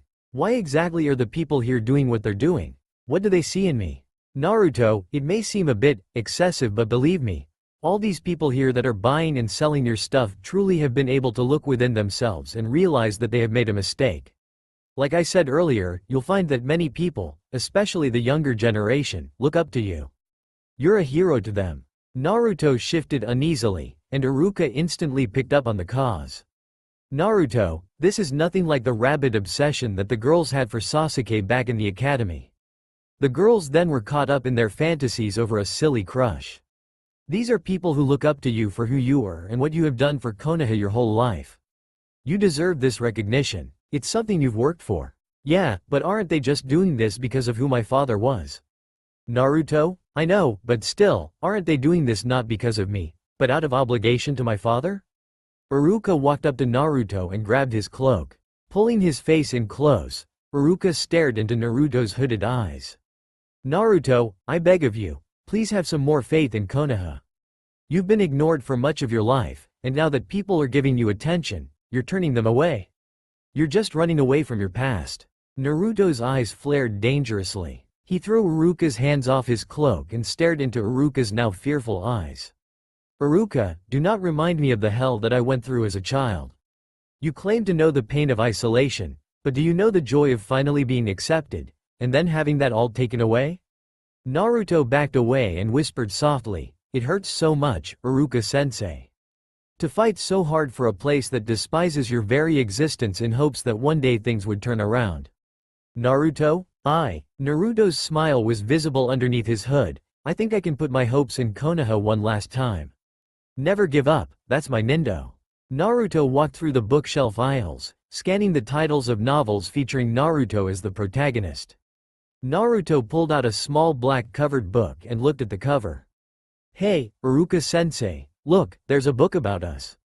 Really, what's it called? Let's see, The Dolphin and the Fox. Complete with lemony goodness. Let's see what it's about. Iruka's sweat dropped. Naruto. I don't think that's such a great idea. Ignoring the words of the scarred Chunin, Naruto opened the book and began to read. His look of eager anticipation quickly shifted into one of absolute horror and disgust. What the hell is this? Who the hell would write about? Naruto fainted. Back at Ichiraku's ramen stand, Ayame let loose a violent sneeze. Somebody was probably talking about her. I hope it was Naruto-kun. Naruto awoke to find himself in an unfamiliar bed. He rolled out of bed and checked his surroundings. It was a relatively nondescript room, with a single bed, nightstand, dresser and desk, but nothing personal to give a hint as to his location. He noticed a folded piece of paper on the desk, so he went over to it, picked it up and read its contents.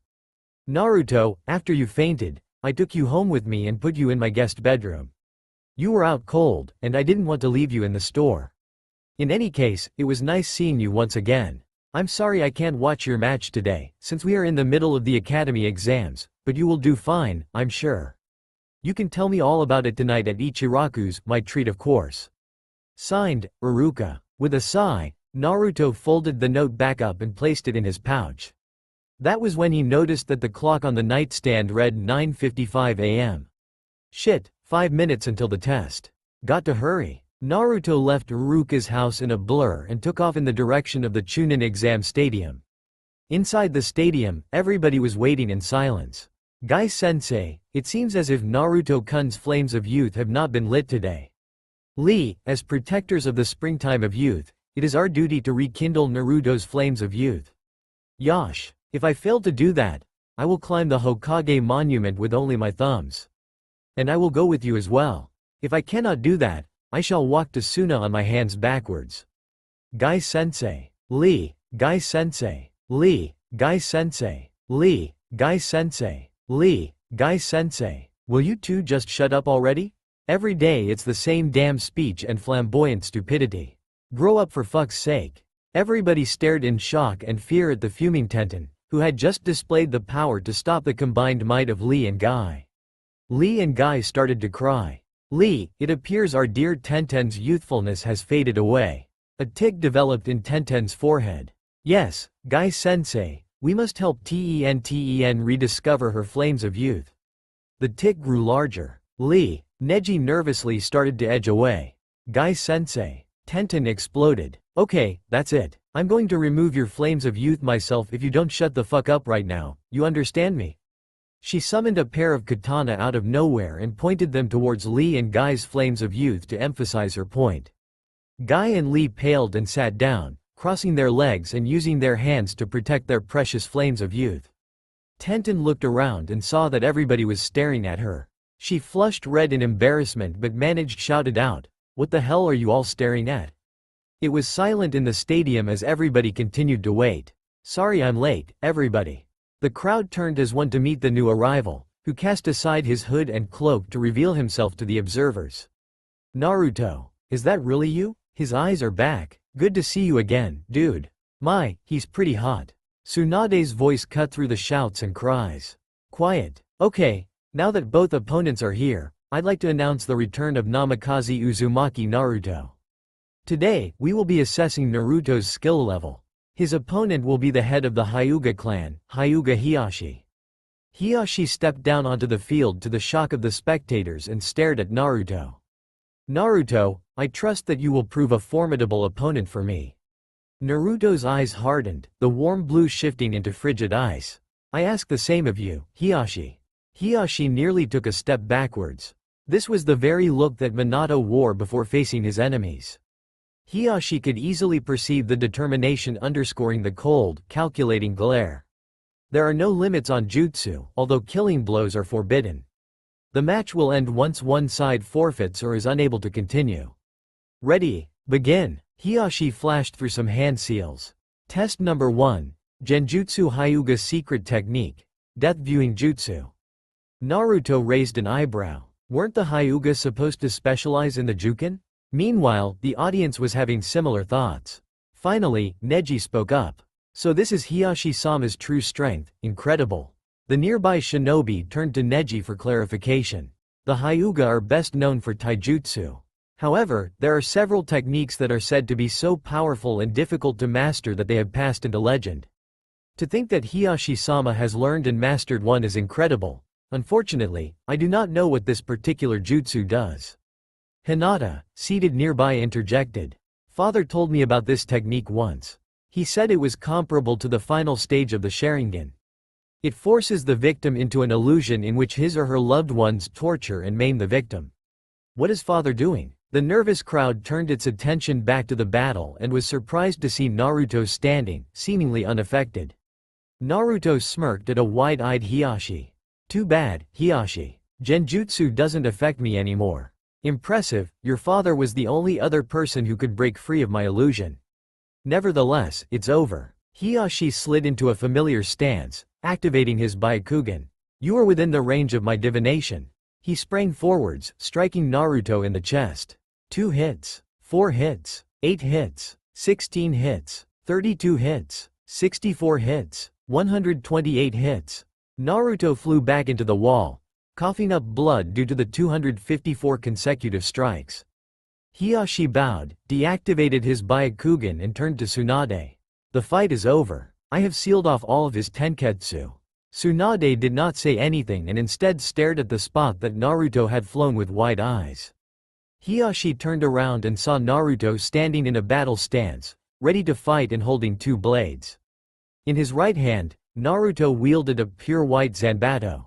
At the handle there was a black and white chain that was attached to a jet black wakizashi that Naruto held in his left. Hiyashi reactivated his Byakugan and stared at Naruto before gasping in surprise. He was cut off as Naruto threw the wakizashi at Hiyashi, who quickly activated his Kaden, deflecting the projectile. The chain retracted, returning the wakizashi to Naruto's hand. Naruto smirked as Hiyashi gulped nervously.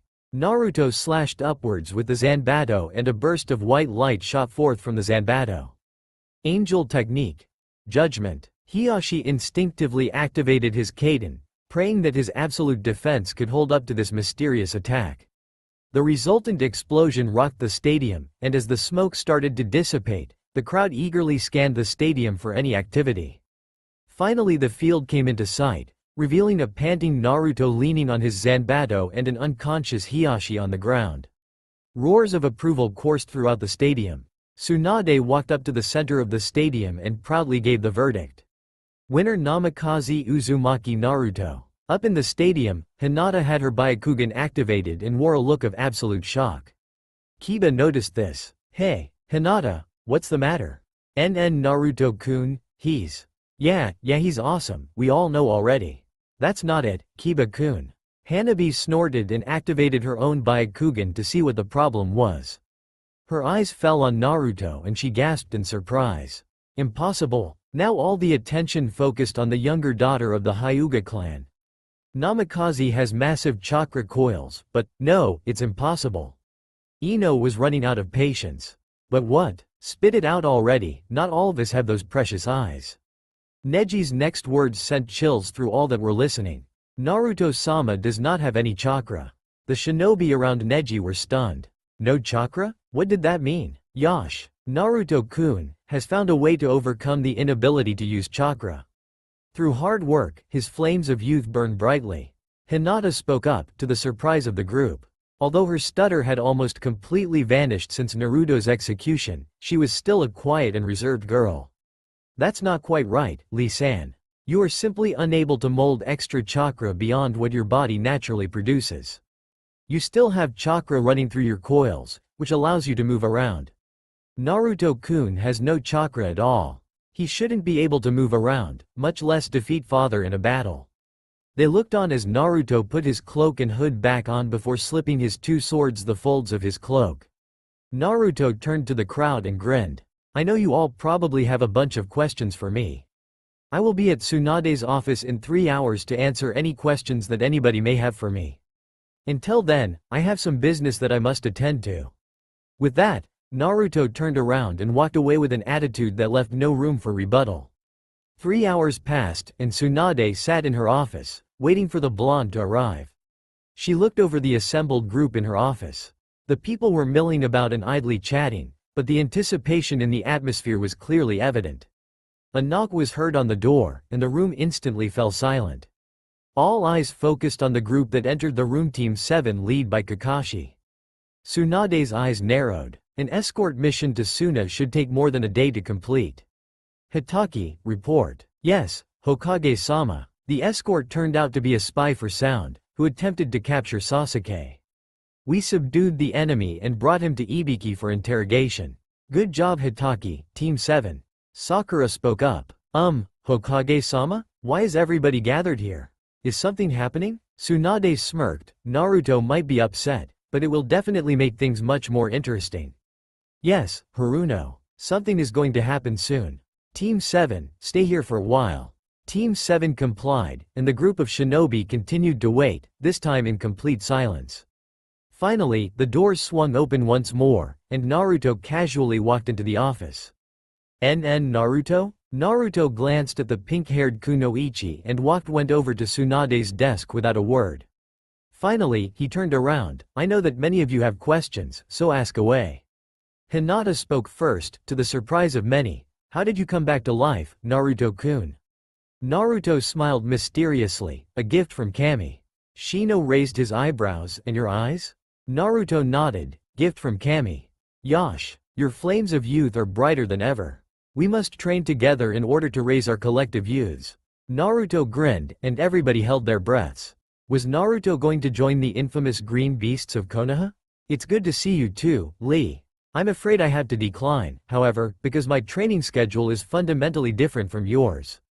We would be holding each other back. Instead, we can have a spar sometime. Lee nodded with flames in his eyes. Has he finally unlocked a dujutsu? The copy nin asked a question that had been on his mind for a while. What have you been up to over this past year? Naruto silently looked at Kakashi, empty blue eyes gazing into Kakashi's lone uncovered eye. Kakashi nervously shifted. Finally Naruto responded, training. A tick mark formed in Sakura's forehead, and the pink head exploded in fury. Training? That's all you've been up to? Why the hell did you have to abandon Konoha and Team 7 if you just wanted to train, you stupid IDI? Sakura suddenly stopped when she locked eyes with Naruto. She felt a chill course through her body as Naruto's icy blue eyes seemed to peer into her very soul. At that moment, Sakura finally realized that the Naruto that she thought she knew didn't exist anymore. What have I done? The room was silent in the wake of Sakura's outburst for a while. Hiyashi finally spoke up. Naruto, during our fight I noticed something unusual about your body. Naruto smiled at this. Knowing where the question would lead, you saw that I have no chakra, right? While Hiyashi nodded his head in confirmation, there were gasps of surprise from those who were not around Neji and Hinata during the earlier battle. PFT, Dobi. Most of the shinobi glared at the Uchiha, but Naruto simply ignored Sasuke before continuing on as if nothing had happened. It's true. I found out soon after I came back to life that I no longer possess any chakra of my own. Apparently, when Kyuubi was released from my body, the stupid fox burned away both of our chakra supplies. As it left, it managed to permanently ruin my chakra core, which prevents me from generating any chakra. Once I used up all of my chakra reserves, that was it. So how are you able to move around, much less fight without any chakra? I don't quite understand it myself, but somehow it works. Chakra is supposed to enhance movement, not initiate movement, so movement without chakra is possible, even if it's extremely difficult. On the plus side, jutsu and bloodlines that use the enemy's jutsu are completely useless against me. The Sharingan, which reads chakra flow, cannot copy anything, and the Byakugan is completely blind to my presence. I used to suck at genjutsu, but now I'm immune. Tsunade gaped. That was intelligent and well thought out. Naruto smirked. Not having a bloodthirsty demon whispering in your ear, constantly trying to get you to go on a violent killing spree anymore did wonders for my reasoning capacity. Tsunade scraped her mouth off the floor. I see. Still, that doesn't explain that strange jutsu that you used during the match. Always the smart one, aren't you, Shikamaru? Then tell me, what are the basic chakra element types? TCH, how troublesome. Fire, water, wind, earth and lightning. That's right. During my training, I discovered some hidden elemental manipulation abilities. Tsunade raised an eyebrow. So, which elements can you control, or do you have control over multiple elements? Or can you control them all? None of them, actually. However, I can control two other elements, light and dark. Huh? Naruto lifted his right hand, and after a moment of concentration, a pure white aura enveloped his hand. He then lifted his left hand, and it was quickly shrouded in darkness. What about your swords? I bet this new chakra of yours has something to do with it. Naruto looked over at an eager Tenten. He grinned and reached into his coat, pulling out two sword hilts. With a flick of his wrist, he tossed them over to Tenten, who had stars in her eyes as she inspected the hilts. So you channeled this chakra into these sword hilts, which materializes the chakra into blades, right? And that chain too, right? Naruto nodded, and Tenten pouted. HMPH, that means that I can't try out these blades. That sucks. She returned the hilts, giving them final wistful look. Actually, pure elemental manipulation is different from chakra elemental manipulation, but that's a discussion for another day. Anyways, I think we should call it a day. Before he could leave, Tsunade called out to Naruto. Hey Naruto, catch. She threw a small object at the blonde, who caught it without looking. Naruto opened his hand and glanced at the golden key and a slip of paper with instructions before walking out with a faint smile on his face, followed closely by Team 7. With that, Tsunade turned to the remaining shinobi with a smirk. Well, we have to hurry and prepare for the party now. On his way out, Naruto heard a familiar voice drifting out. My, Naruto, is that the proper way to treat your teammates after all this time? You could at least say hi. Shit, not now. What do you want? I've got things to do, so hurry up and say what you want to say. Naruto, listen to us. What we did back then, we did what we thought was best for the team. We didn't want it to happen, Naruto. Naruto, please return to Team 7. Damn it, say something Naruto. Is that all, Hatake? With that, Naruto started to walk away from a shocked Team 7 when a hand on his shoulder stopped him. Fight me, Naruto. Naruto turned and saw Sasuke glaring at him. Is the Teme checking me out? No thanks. Dobi, I said fight me, now. Sasuke activated his Mangekyo Sharingan and stared Naruto in the eye with an arrogant smirk. His smirk quickly turned into a horrified grimace as Naruto's icy blue eyes bored through Sasuke. Very well. Naruto raised a hand shrouded in shadow and thrust his hand in Sasuke's face. Devil technique. Vision of darkness. Sasuke stumbled backwards, clawing at his eyes and howling while Naruto walked away, hands in his pockets. Oi, Naruto, what did you do to Sasuke-kun? Ah, give it a rest Haruno. I used a jutsu that temporarily blinded Uchiha. He'll be fine tomorrow. With that, Naruto continued on his way, leaving a quiet Team 7 in his wake. Sai broke the uncomfortable silence. It appears that Naruto-kun has a bigger penis than Sasuke-chan. Naruto stood in front of his new house and took a deep breath, and narrowed his eyes. There were noises coming from within the house. He quickly unlocked the door and burst inside, kunai in hand. He was met with the sight of a frantic Tsunade barking orders at shinobi left and right. The shinobi were desperately hanging up various party decorations. What the hell is going on? Naruto's sweat dropped at the scene. Slightly red-faced, Tsunade explained. Well, we were going to hold a welcome back party for you, but some of us got a bit distracted. Huh? Kiba shouted out from the bar, dude, Naruto, your place is fucking awesome. I mean, some of the stuff is a bit outdated, but once you pimp this shit up, your house will be where it's at. Don't pay attention to Kiba. He can't hold his sake like a man. Why don't you just take a tour of your new house while we get things ready? As Naruto walked through his new home, he was impressed with the efficient elegance of the Namikaze household. There was a small training dojo that was clean with plenty of training equipment. Next to the dojo was a well-stocked armory. Naruto looked around the armory, lightly fingering the katana, kunai and shuriken neatly packed in their respective containers. His glance fell on a box marked Hirishin. Naruto walked over to the box and pulled out a three-pronged kunai. Hirishin no jutsu, huh? Must have been one hell of a technique, father. With that thought, Naruto replaced the kunai and left the armory to continue his self-guided tour. He noticed the jutsu library and made a mental note to study some of the scrolls.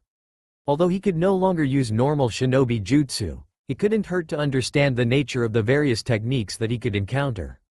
Naruto passed by through the kitchen, office and bedroom with a smile on his face. Finally, he had his own home.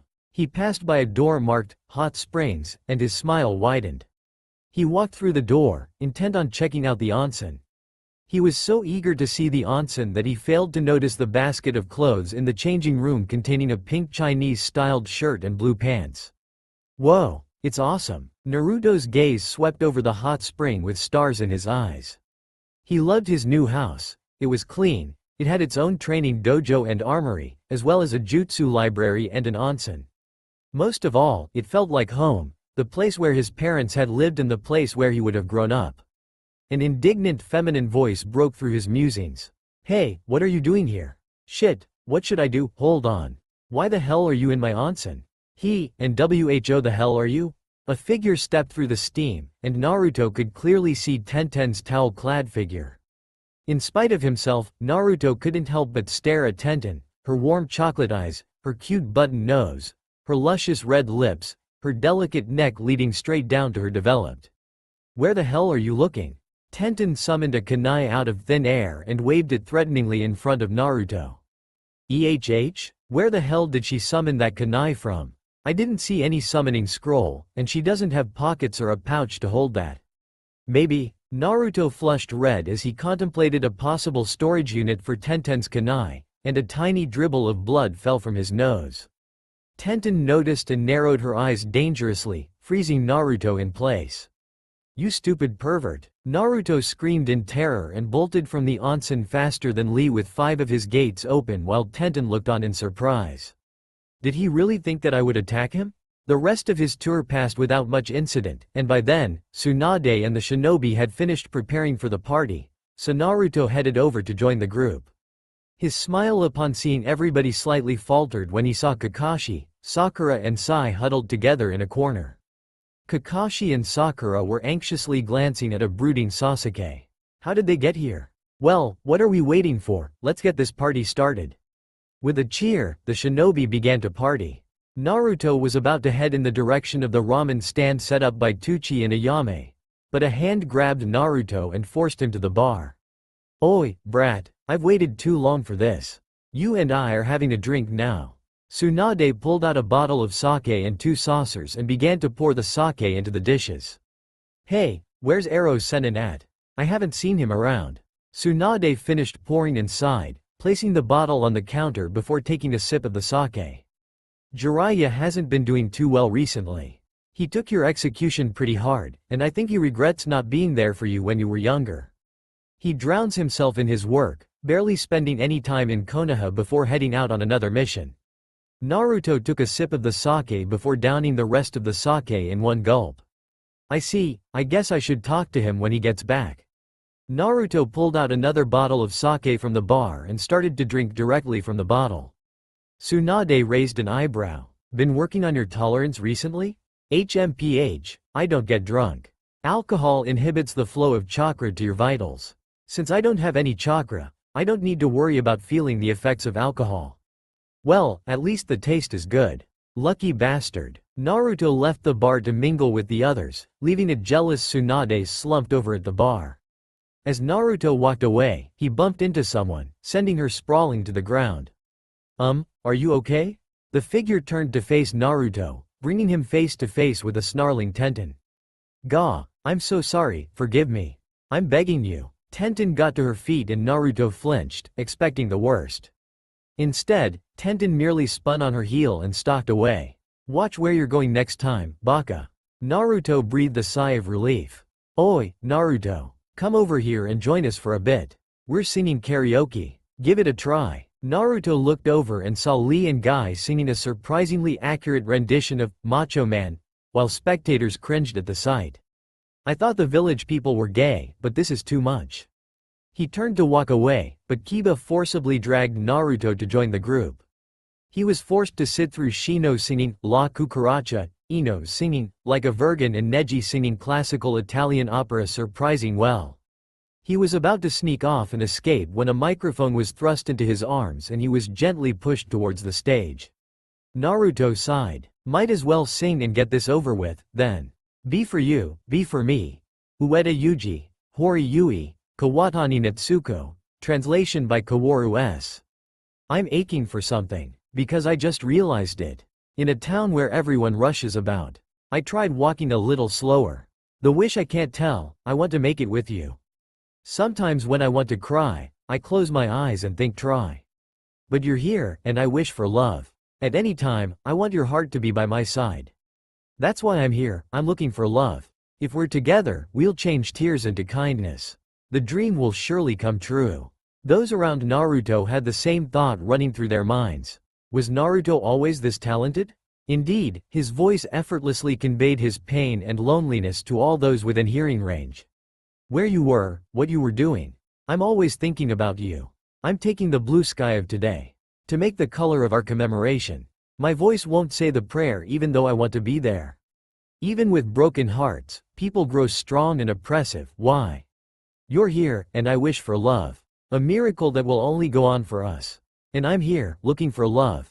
From now on, together we start walking. To the endless future. Tenten was idly milling about, somewhat bored when she heard Naruto's voice drift over from the karaoke machine. She stopped and listened, Naruto's soft dulcet tones penetrating deep into her core. Is this how you truly feel, Naruto? Forever, you'll be here wishing for love. The only one for me is you. I'm over there, looking for love. For an instant a depressing moment shines. Surely just for us. There was a silence as all of the women, as well as some of the men wiped tears from their eyes before the audience erupted in cheers. Hell, he sang it better than the original artists themselves did. Refusing to sing again, Naruto moved on, leaving Kiba to howl a rough rendition of Who Let the Dogs Out, while Akamaru whined and covered his ears with his paws. As time went along, the party became rowdier and rowdier, partly due to the sake flowing from the bar. After Anko had used her snakes to hold him in place while she and Kurenai gave him a double lap dance, Naruto decided to head out to get some fresh air. Tenten was nursing a saucer of sake while looking over the party. She was with her idol, Tsunade of the legendary Sannin, which would usually send Tenten into a squeal of fangirl frenzy, but seeing her idol shit-faced drunk put a damper on the excitement. She looked up and noticed Naruto walking out the door, unnoticed by the others. She downed her remaining saucer and decided to follow the blonde. Tenten followed Naruto to the training ground and saw Naruto pull out his hilts. She watched, transfixed as light and dark burst from the hilts before settling into the familiar Zanbato and Wakizashi. A black and white chain blurred into existence, connecting the two blades. Tenten resisted the urge to droll at the sight of the beautiful weaponry. She then watched as Naruto jumped around, swinging his sword with reckless abandon, destroying the training ground in the process. What incredible power, but still. Geez, your form sucks. Naruto spun around glaring at the bun-haired Kunoichi. What do you want? Did you come here just to insult me and make fun of me? Tenten started to back down, but she quickly bounced back. I was just going for a walk, and I happened to see you practicing. With the way you fight, I could beat you in 3 moves. Oh yeah? Bring it. Naruto settled down into a fighting stance while Tenten pulled out 3 kunai. Naruto jumped forward, swinging at Naruto with the Zanbato. Tenten leapt into the air, hurling a kunai at Naruto, who blocked it with his Zanbato. 1. Naruto smirked. 3 moves? There was no way that could be possible. 2. Naruto's eyes widened as Tenten's second kunai caught the chain, pinning his weapon to the ground. TCH, good move, but it's not over yet. With a burst of light the kunai was blown from the chain, freeing his weapons.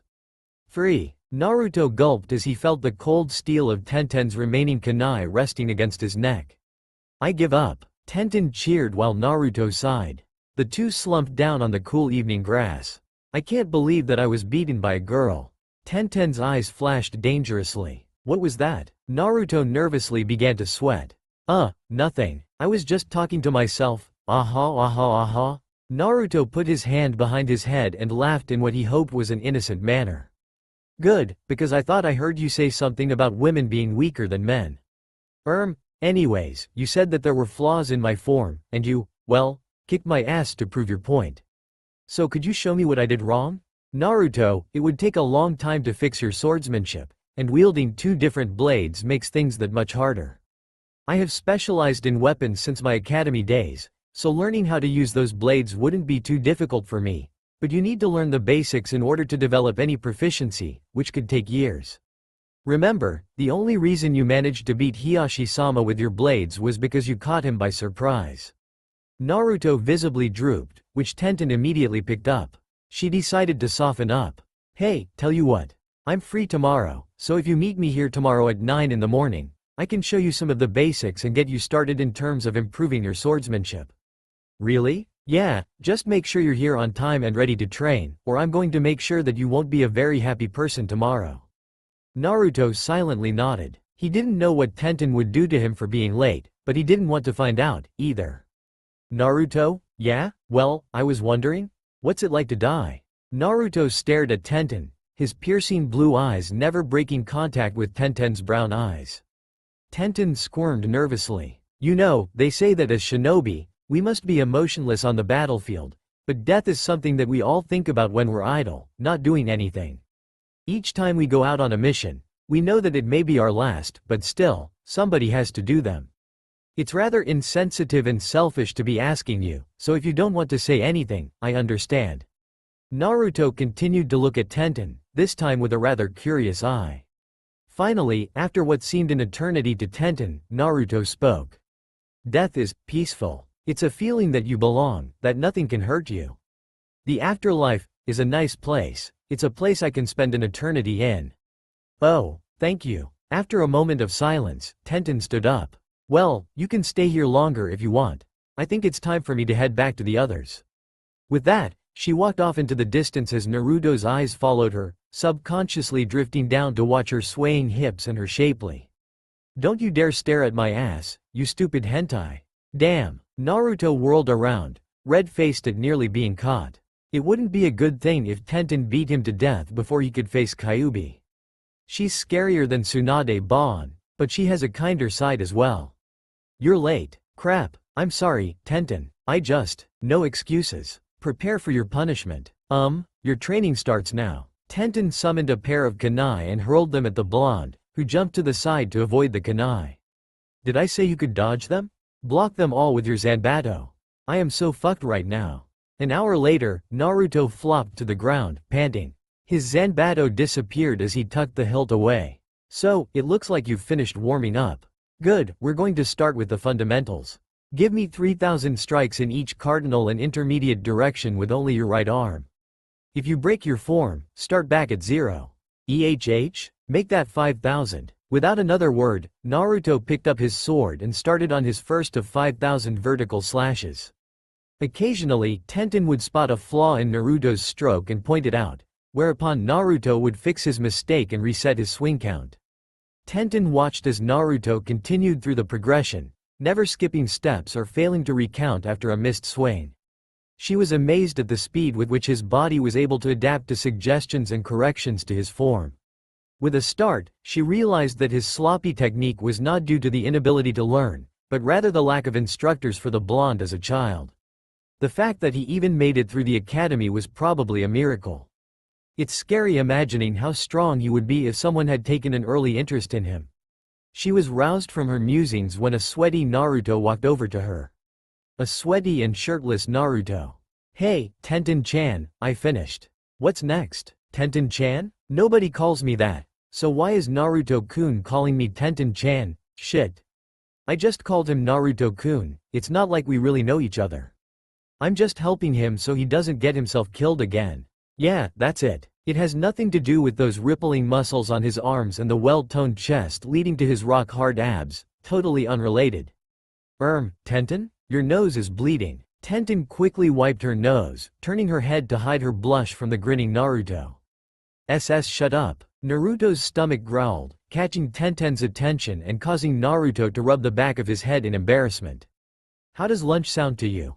It'd be my treat, since you're taking your time to help me out." "Fine, but we aren't eating ramen. I can't stand that stuff, and everybody knows about your legendary appetite for ramen."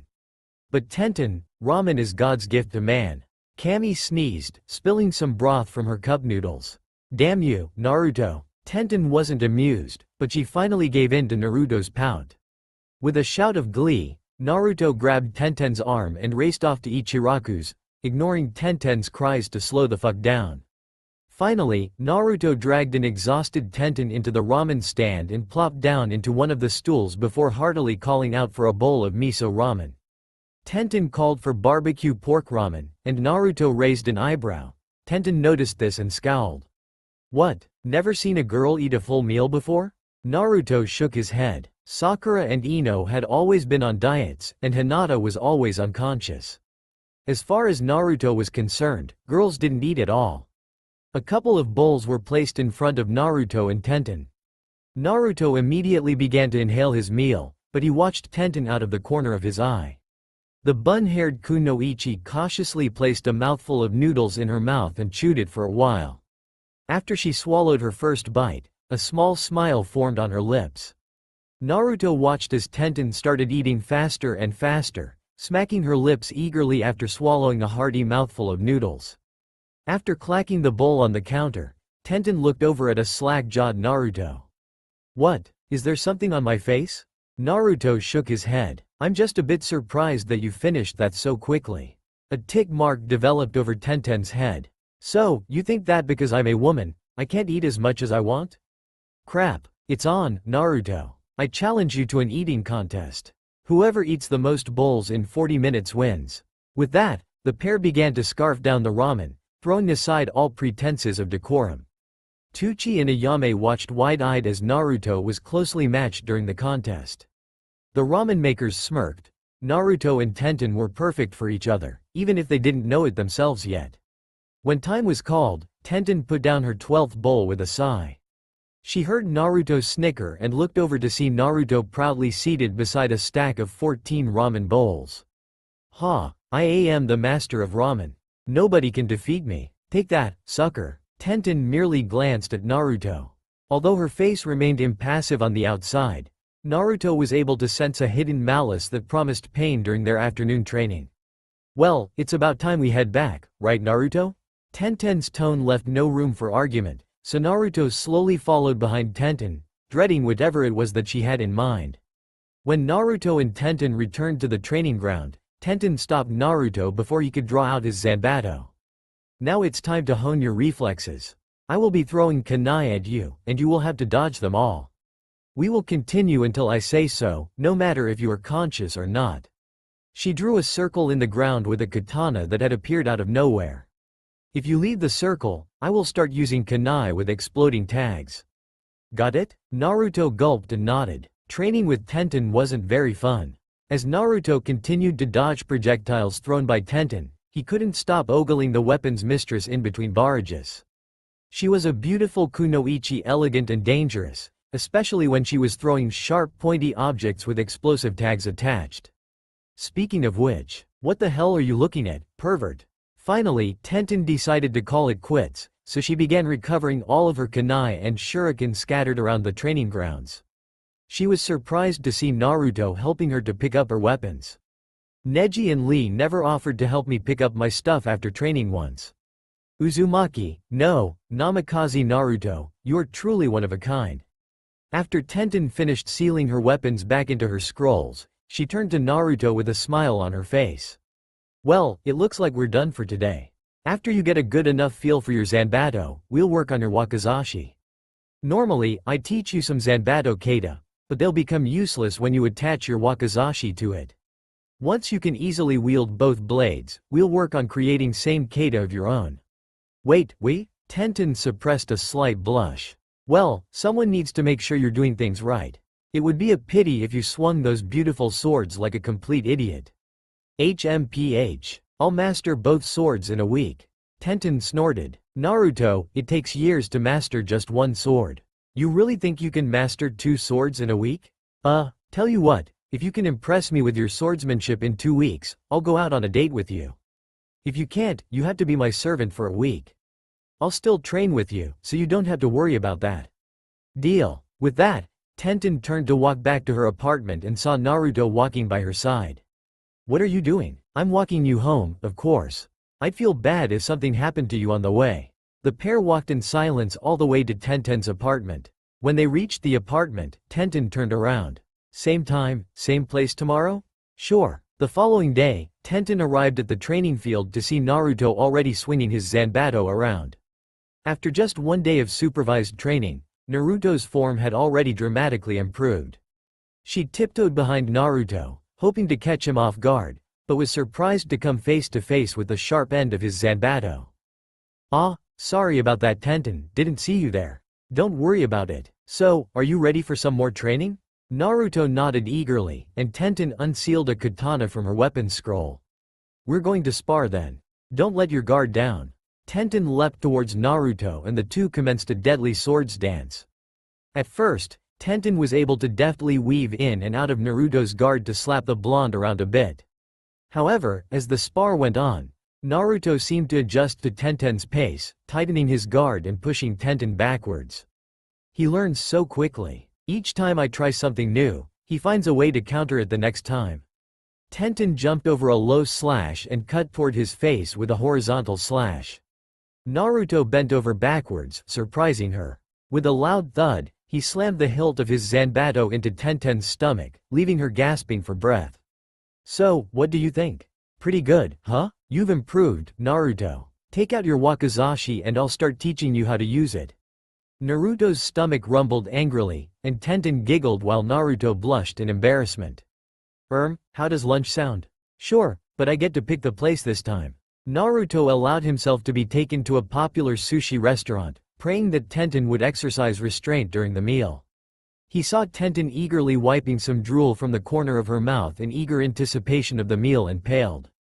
When they arrived at the restaurant, Tenten was somewhat dismayed to see that the restaurant was completely full. Hey, Tenten, why don't we just go eat ramen instead? It'll take too long, and I'm hungry.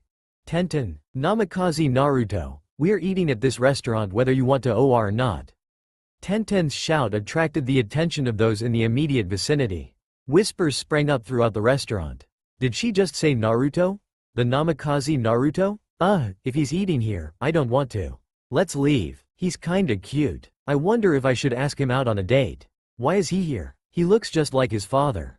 HMPH. I refuse to eat in the same place as the brat. Who's that girl he's with? It's kind of scary. HMPH, that slut better leave the brat if she knows what's good for.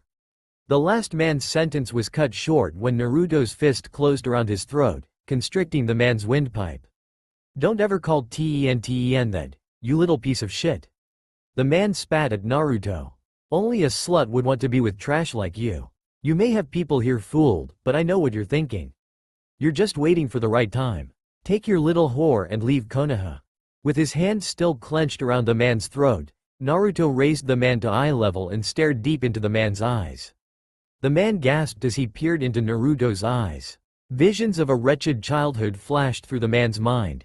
Overwhelming loneliness and sadness flooded the man, who went limp in Naruto's grasp. Naruto let go of the man's throat, allowing the villager to slide to the floor. Naruto bared his teeth and snarled, "I don't care what you say about me, but if you threaten one of my precious people, you will pay." Naruto turned to Tenten with a small smile on his face. "Well, it looks like a few spots have opened up. Shall we?" Naruto led Tenten to an open booth, where they were immediately attended to by a waiter. After hastily placing their orders, the two sat across from each other in silence, neither wanting to be the first to speak up. Finally, Tenten decided to speak up. Thanks for standing up for me. Haha, no problem. Used to it. Did this sort of thing happen a lot back then?" Naruto nodded and Tenten fell silent. Konoha really fucked this up, ostracizing the shinobi with the most potential over something out of his control. "Naruto, I'm sorry." Naruto cocked his head. "Huh? I ignored and looked down on you during our academy years. Even during the Chunin exams, both during the preliminaries and the finals, I never thought that you stood a chance, but you proved me wrong both times. I thought of you as a dead last, but instead, you're proved to be better than all of us. I'm sorry I couldn't be there for you back then as a friend." A glint momentarily appeared in Naruto's eyes as Tenten hung her head in shame.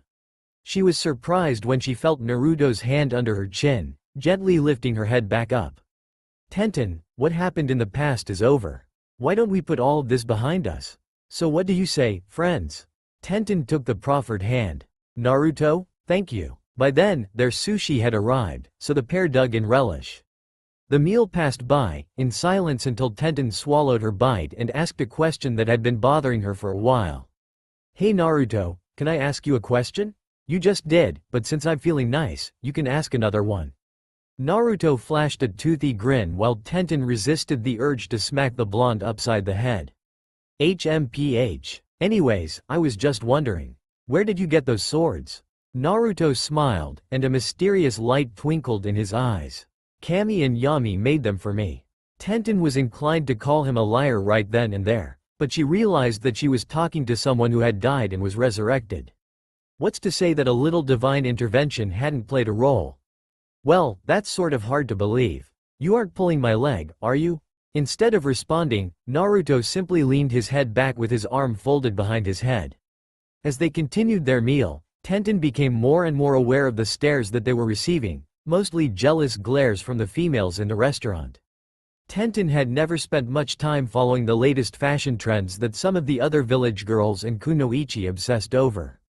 Her intense training made dieting unnecessary. Her clothing was modeled after pictures of her mother that she had. Apart from basic soap and shampoo, she didn't spend much time on skin and hair care, but she liked her hair, and her skin was soft and silky. Indeed, her only concession to her vanity was the medical jutsu she used on her hands to keep them soft and supple after a day of hard training. Still, it stroked her vanity to see the other girls jealous of her date. "Date? This isn't a date. We're just eating lunch together as friends. I don't know what's gotten their panties in a bunch. Still, going on a date with Naruto wouldn't be that bad, and I promised I'd take him on a date if he's impressive enough with his swords, and with the way he's improving, he just might do it." Tenten flushed bright red at the thought of dating Naruto. Naruto noticed this and was immediately lost in his thoughts. "She's really cute when she blushes like that. Wonder what she's thinking about, maybe me. As if. Still, it would be nice to get to know her better." Naruto decided to mess with Tenten a bit. Placing a hand on her forehead, he leaned forward and peered into Tenten's eyes. "What's wrong? Are you sick?" Tenten felt the killing intent leaking from the girls in the vicinity before giving an eep of surprise and pushing Naruto back into his seat. "What are you doing? Don't scare me like that." Naruto rubbed the back of his head and chuckled in a placating manner. Sorry about that, Tenten." Tenten regained her composure quickly and glared at the blonde, who gulped. Whenever Tenten looked at him like that, it meant that a painful training session would be coming up. "I'm full, Naruto. Why don't you pay the bill, and then we'll go back to the training field and train for a bit." Naruto, who had stood toe-to-toe with the Kyuubi no Yuko, nodded and went to call for the bill. Tenten was not an opponent to be messed with. When they returned to the training field, Tenten told Naruto to pull out his wakizashi. After he complied, Tenten put Naruto through the paces, having Naruto practicing cuts and slashes with the wakizashi in his left hand. Once again, Tenten was amazed at the ease with which Naruto seemed to absorb her teachings. Indeed, working with the Zanbato seemed to help develop an innate sense for swordsmanship. Soon, he was deftly wielding the wakizashi, cutting through the air with crisp strikes. Tenten clapped her hands to get his attention. Okay, looks good. Now, try using both swords in tandem. Naruto nodded and took out the Zanbato hilt. Once the blade phased into existence, a black and white chain burst from both hilts. The chains linked together, effectively connecting the two swords. Tenten watched the weapons with stars in her eyes, a bit jealous that Naruto would be able to use such a marvelous weapon. Naruto began leaping about, swinging the Zanbato in wide arcs while using the wakizashi to take quick slices in the air. The dark and light blurs seemed to fuse together as Naruto continued to practice with his swords. Not bad, this feels a lot smoother than it did during my fight with Hiashi. Tenten's really done a great job teaching me. She really does have a nice side underneath her scary exterior. Naruto's lapse in concentration resulted in the chain tangling his feet, causing him to trip and fall on his face. Tenten snickered while Naruto glared at the weapon's mistress. HMPH. What's so funny, huh? Oh man, that was so funny. You were doing fine, but then you suddenly zoned out. You didn't notice the chain and you tripped over your own weapon. Haha, that's one way to incapacitate your enemy. Naruto scowled, and Tenten teasingly stuck her tongue out. Yosh. Ten, it is time for us to light our flames of youth. Fuzzy brows. Lee, what the hell are you doing here? Ah, my youthful teammate.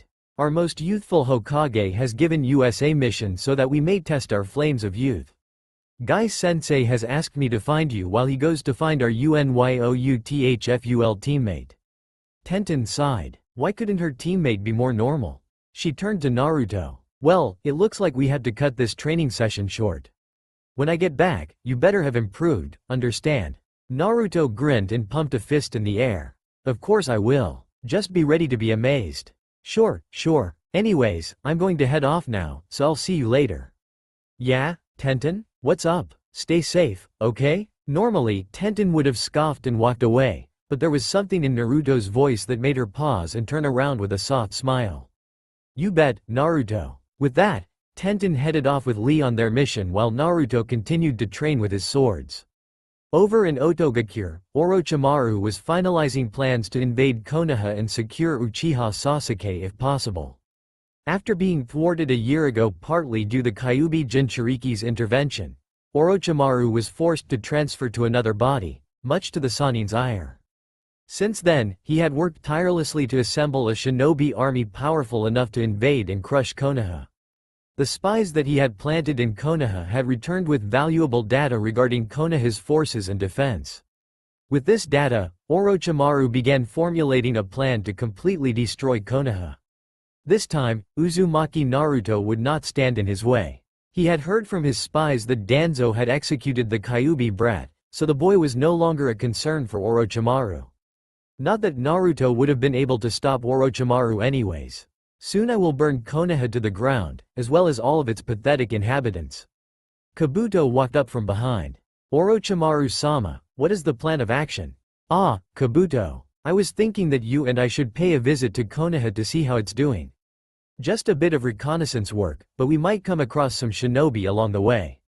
Very well, Orochimaru-sama. With that, the Snake Sanin and his apprentice took off towards Konoha.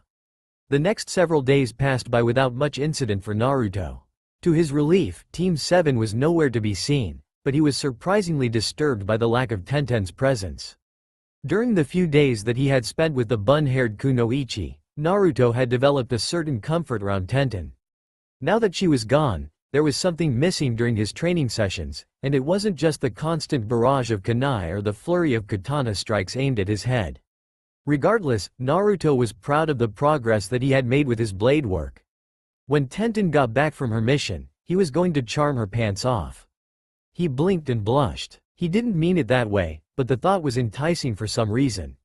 Naruto was roused from his musings when a Chunin walked up. Hokage-sama requests your presence immediately. With a sigh, Naruto stashed his swords away and set off to Tsunade's office. 15 minutes later, Naruto was hurtling out of Konoha at top speed. According to Tsunade, Guy and his team had run into some sort of trouble on their way back and requested immediate backup. Since the message was hurried, Tsunade was unsure of the danger and urgency of the situation, so she sent Naruto out to investigate and provide support if necessary. As he ran, Naruto tried to settle the uneasy feeling in his stomach. Something's wrong, I can feel it. The sounds of clashing steel urged Naruto faster, and after bursting through into a clearing, Naruto stumbled onto the scene of the battle. He saw Lee and Neji fighting Kabuto while Orochimaru battled Tenten and Guy. Just as Naruto entered, Orochimaru caught Tenten off guard with a vicious kick to the side. Guy immediately moved to cover his student, but was cut off by Orochimaru, who sank his fist into Guy's stomach. Naruto's loud cry rang through the area. Orochimaru Teme, I'll kill you. Orochimaru turned and stared at the blonde with wide eyes as if he was seeing a ghost before him. Minato-kun? Something's wrong, I can feel it. The sounds of clashing steel urged Naruto faster, and after bursting through into a clearing, Naruto stumbled onto the scene of the battle. He saw Lee and Neji fighting Kabuto while Orochimaru battled Tenten and Guy. Just as Naruto entered, Orochimaru caught Tenten off guard with a vicious kick to the side. Guy immediately moved to cover his student, but was cut off by Orochimaru, who sank his fist into Guy's stomach. Naruto's loud cry rang through the area. Orochimaru Teme, I'll kill you. Orochimaru turned and stared at the blonde with wide eyes as if he was seeing a ghost before him. Minato-kun? Naruto smirked at the slightly delusional Snake Sanin. Not quite right, Oro-chan. I'm his son, Namikaze Naruto. All of the pieces clicked into place for Orochimaru. I thought you were executed. How are you alive? Naruto ignored him and instead walked over to the unconscious Tenten. After verifying that she was fine, Naruto moved to check Guy's condition. Naruto finally turned to face the irate Sanin and the two locked eyes. Did you just say that you were Minato-kun's son? That's right, Teme. What's that to you? Orochimaru fell silent, remembering the time when he and the other Sanin were to pick apprentices from the academy students. As the leader of the three, Orochimaru had the implicit first pick among the group, and he had picked Mitarashi Anko, undisputed Rookie of the Year. Tsunade found Shizune, already known for her perfect chakra control. However, everybody was surprised when Jiraiya picked Namikaze Minato, the class clown. Minato wasn't necessarily a failure as a shinobi, but he wasn't considered a prodigy in any sense. Instead, he was often found playing pranks on the village, and according to the rumors, he was a regular peeper at the hot springs, although he had never been caught. Orochimaru had taunted Jiraiya and Minato, claiming that the duo would never accomplish anything inferior to the other two pairs. However, Orochimaru watched as Minato flourished under Jiraiya's tutelage in amazement. Where did this child, who had not shown any potential as a student, find such strength? It was like watching Jiraiya grow up all over again. Orochimaru had to know. Whenever he tried talking to Minato, the blonde would always stick his tongue out and run away, further infuriating the Snake Sanin. However, his previous latent skill was undeniable, from his impressive chakra capacity to his affinity for creating new seals and jutsu. If only he had chosen differently that day. When Orochimaru received word of Minato's sacrifice, he filed that information to the back of his mind. When he saw Naruto in the Forest of Death all those years later, he never imagined that the blonde who had tried to interfere with his plans to mark Sasuke carried a deeper connection with Minato and the Kyuubi. Standing in front of Minato's son, Orochimaru felt a chill run down his spine as he stared at the blonde. The resemblance was painstakingly obvious now, and Orochimaru was mentally kicking himself for not paying closer attention to the blonde back then. He watched, fascinated as Naruto pulled out two bladeless hilts. His eyes widened when the two blades materialized, and a chain appeared to link the two hilts together. A blade of material chakra? Naruto charged forward, sweeping the Zanbato in a wide circle. Orochimaru stood still, as if in shock, and the blade sliced straight through the Snake Sanin, who dissolved into mud. TCH, mud clone. Naruto whirled around and raised his wakizashi to block Orochimaru's kusanagi. The two shinobi struggled for the advantage, the hard black of Naruto's wakizashi pressing against the cold steel of Orochimaru's kusanagi. Trying to catch Orochimaru off guard, Naruto swung the Zanbato from Orochimaru's blind side. Using his flexible body, Orochimaru slipped around blade and wrapped his neck around Naruto's body. Before Orochimaru could bite Naruto, a chain wrapped around Orochimaru's neck. Naruto quickly slashed his wakizashi across Orochimaru's throat. Naruto wasn't surprised to see Orochimaru once again turn into mud and slop around his feet. Orochimaru chuckled. "Well, it seems as you have more skill this time around, Naruto-kun. I must insist that we get serious about this now." With that, the two shinobi rushed forward once more. Nearby, Kabuto was engaged in battle with Neji and Lee. The two sides were at a standstill, neither able to gain the definite upper hand. Whenever Neji or Lee would manage to land a strike, Kabuto would use his inhuman healing to recover. Lee was too agile for Kabuto, and Neji would always counter with the Kaiden whenever Kabuto tried to get too close. "Hey, you two are pretty good for Genin. What about you? You were a candidate at the Chunin exams." "Kukuku, I am actually a spy for Orochimaru-sama. That's all you need to know. How dare you sully the flames of Konoha with your unyoutHFUL behavior. Neji, we must teach this traitor a lesson." Neji nodded, and the two charged forward with renewed vigor and energy. Soon, Kabuto was struggling to simply keep his guard up against the dual onslaught. The two fought with opposite styles, yet they fought in perfect harmony, Lee's hard strikes attempting to pry Kabuto's defense open for a Jukin strike from Neji. Kabuto blocked a kick from Lee and skipped back from Neji's palm thrust. "TCH, this is harder than I thought it would be. Nevertheless, this is the end. Prepare yourselves, cute little Genin." Kabuto reactivated his chakra scalpels and, to Neji's surprise, rushed straight towards the Byakugan user. What is he thinking? Everybody knows that charging a Byakugan user is suicide. As he activated his Kaiden to repel the attack, Neji was surprised to see Kabuto's smirk. Before Neji could complete the chakra rotation, Kabuto stuck a chakra scalpel into the absolute defense.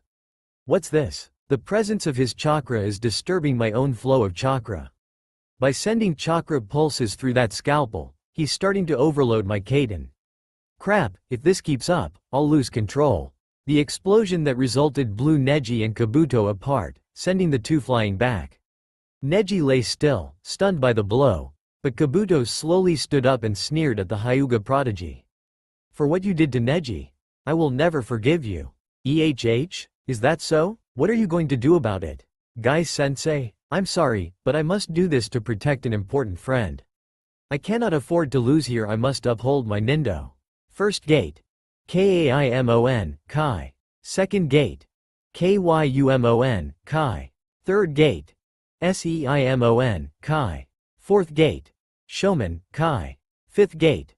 Tomen, Kai. Oh, green spandex can open 5 of the celestial gates now? That wasn't on my nin info cards. This should be interesting. Let's see what you have, boy."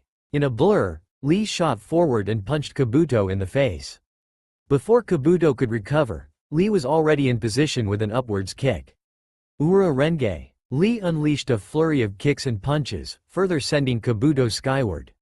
He finished the devastating combo with a strike from above with an arm and a foot, sending Kabuto crashing to the ground. Panting, Lee landed on the ground. "I did it, Guy-sensei." Before Lee passed out from pain and exhaustion, he saw Kabuto slowly stand back up. "How is that possible?" Kabuto painfully made his way over to Lee and pulled out a kunai. "You surprised me with your last move, but it looks as if you can no longer stand up." Before Kabuto could deliver the finishing blow, Orochimaru's raspy voice called out. "Kabuto, come here quickly." Kabuto sneered at the fallen green-clad shinobi before rushing off to rejoin Orochimaru. "Well, it looks as if you get to live to see another day, brat." Kabuto then rushed off to rejoin his master. As Orochimaru threw jutsu after jutsu, he screamed out in frustration. Why can't I kill you?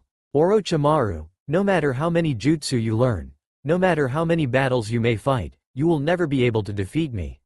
Know this, Orochimaru. As long as you continue on this path of chaos and destruction, you will never discover the true meaning of strength." "The true meaning of strength, huh?"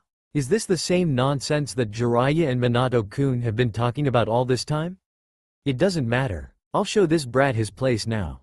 Orochimaru once again coughed up his Kusanagi blade and took up his fighting stance. Across from him, Naruto stood still, silently regarding his opponent. A light breeze rustled through the area as the two shinobi continued to stare at each other. A resounding explosion from the direction of Kabuto, Lee and Neji's battle jarred the two into action. Meanwhile, Tenten had just woken up from the kick that Orochimaru had given her earlier. She blinked as her vision slowly came into focus. Is that Naruto? What is he doing here? Tenten watched as Naruto fought Orochimaru, wielding his two blades deftly. She tried to stand up and help Naruto, but found that her muscles would not respond. Did the bastard hit me with a paralyzing agent? Damn it, at least Guy-sensei looks fine as well. Indeed, the green beast was slumped over against a tree, unable to move, but otherwise okay. Tenten turned her attention back to the fight. She watched as Naruto matched pace with Orochimaru's skilled swordsmanship. While Naruto was still outmatched in terms of technique and skill, Naruto's superior speed and strength over Orochimaru evened the balance between the two fighters. Still, Tenten was amazed at the improvement that Naruto had shown over the time they had not seen each other. His cuts were sharper than ever and smoothly transitioned from one attack to the next. Even when pressed hard by the snake Sannin, Naruto's guard never faltered. Tenten watched in horror as Orochimaru's tongue, with Kusanagi in its grip, darted towards her and closed her eyes. Frustrated at his lack success against the blonde, Orochimaru decided to resort to his normal underhanded methods. During the entire fight, Orochimaru had seen Naruto throwing sidelong glances towards the fallen Kunoichi, showing his clear concern for her condition. Every time Orochimaru angled the fight towards her, Naruto would position himself and counter so as to redirect the flow of battle away from Tenten. Let's see how far this hidden strength of yours will take you. With that, Orochimaru pushed Naruto aside and aimed to attack Tenten instead. Drip, drip, drip. Tenten felt something wet and warm dripping onto her cheek and opened her eyes to see a panting Naruto hunched over her, blood dribbling out of his mouth. That was when she noticed the Kusanagi blade protruding from Naruto's stomach. Naruto, you. Naruto coughed, spraying blood on the front of Tenten's shirt. Tenten, you're safe? I was worried for a moment. Tenten looked into Naruto's eyes and gasped. He pulled the sword out of his body and stood up once more, facing the snake Sannin. What happened to your super healing? Does that mean that you no longer contain the Kyuubi? Shut the hell up, bastard. Oh, and how are going to make me with that injury? You can barely stand on your feet, and yet you think that you can beat me? It's not complete yet, but nevertheless, I must try it. Naruto sheathed his Zanbato and raised the sable wakizashi straight in the air. He traced a full circle in the air before pointing the tip at Orochimaru. After taking a deep breath, Naruto swung the wakizashi in a slow arc, which Orochimaru easily blocked. To his surprise, Naruto smirked. Demon technique. Shadow blade. Orochimaru gurgled in surprise as a second blade materialized through his chest. Naruto stumbled back, clutching at his chest. Desperately, the snake Sannin called out for his henchman. Kabuto, come here quickly. A ragged Kabuto instantly appeared at Orochimaru's side. After a start of surprise upon seeing Naruto, he turned to Orochimaru. What is it, my lord? Take me back. We need to change our plans, and I need you to heal me. As you wish, Orochimaru-sama. With that, Kabuto and Orochimaru left the field, leaving the Konoha nin alone once more. Almost immediately, Naruto collapsed to the ground, unconscious. The next several minutes passed excruciatingly for Tenten as she struggled to regain her motor functions. Finally, she was able to slowly make her way to Naruto, where she checked his vitals. Guy crawled over to her side. Is he all right? Tenten nodded and began applying a basic medical jutsu. You keep working on Naruto, and I'll go get Lee and Neji. Minutes later, Guy brought back an unconscious Lee and Neji and gently laid the two on the ground. Well, my youthful teammate, we must hurry and get these three back to Konoha for treatment. Tenten nodded, deciding to ignore the rambling of her sensei. Well, I'll take Neji and Naruto while you take Lee. Tenten snarled and hoisted Naruto over her shoulders. Guy shed manly tears. Ah, It seems as if our youthful blossom has discovered her flames of youth. Continue forth, my dear pupil. Guy-sensei shall support you the whole way. Tenten remembered that she was carrying a critically injured shinobi on her shoulders, so she decided not to attack her sensei. Instead, she shifted Naruto into a more comfortable position before heading off to Konoha.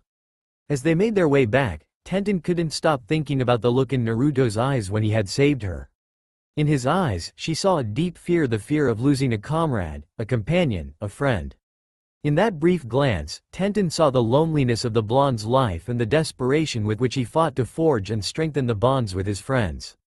You truly were alone back then, Naruto, but I swear that things will be different this time. Naruto shifted on Tenten's shoulders, rousing the weapon's mistress from her musings. Gotta protect Ten-chan. His voice barely came out as a whisper, but Tenten heard them clearly.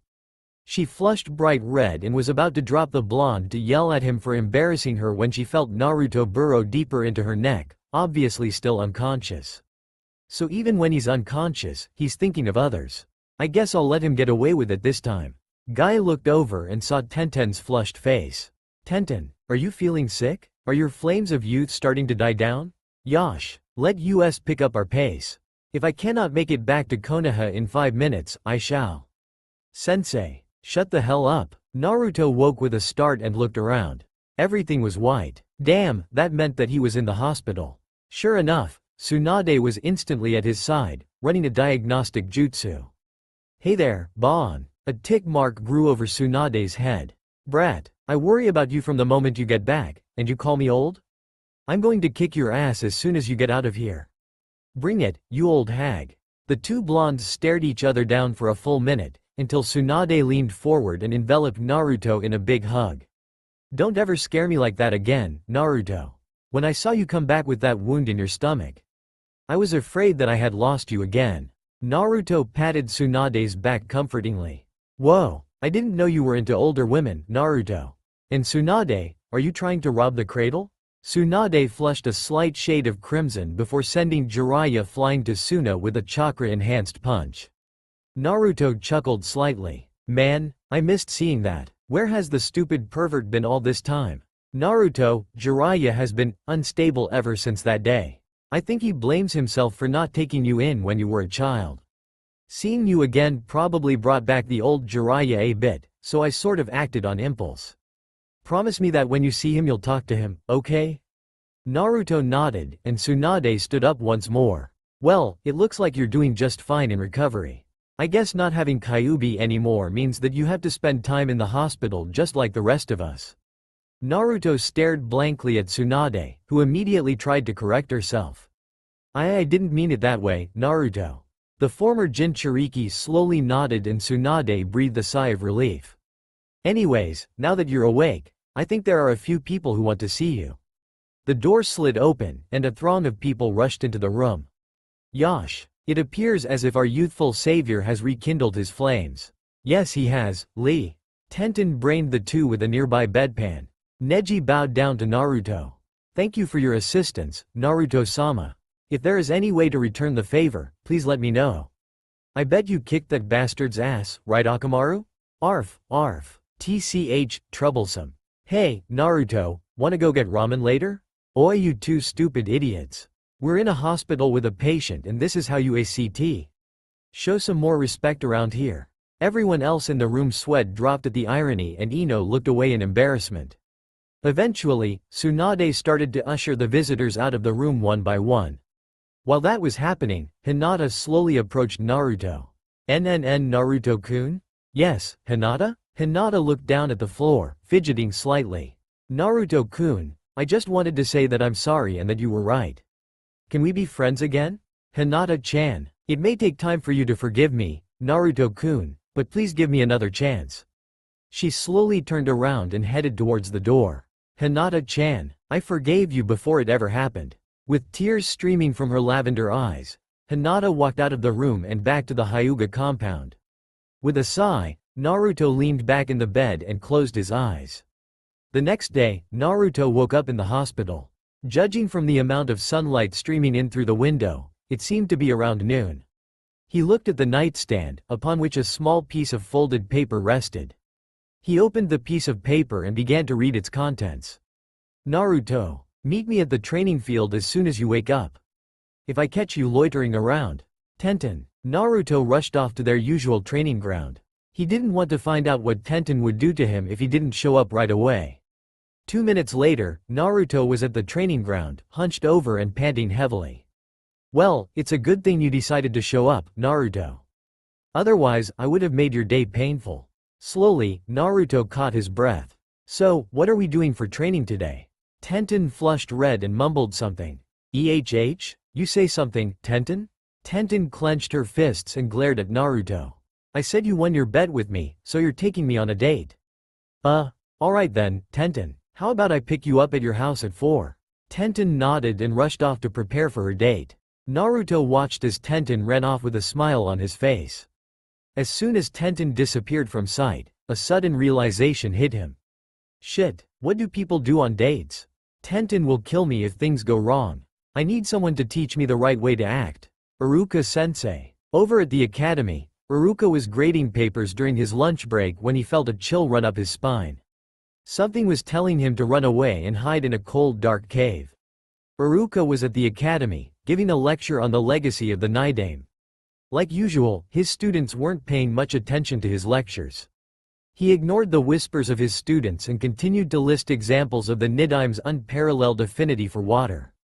As he continued to write, Iruka's mind wandered over to the topic of Naruto.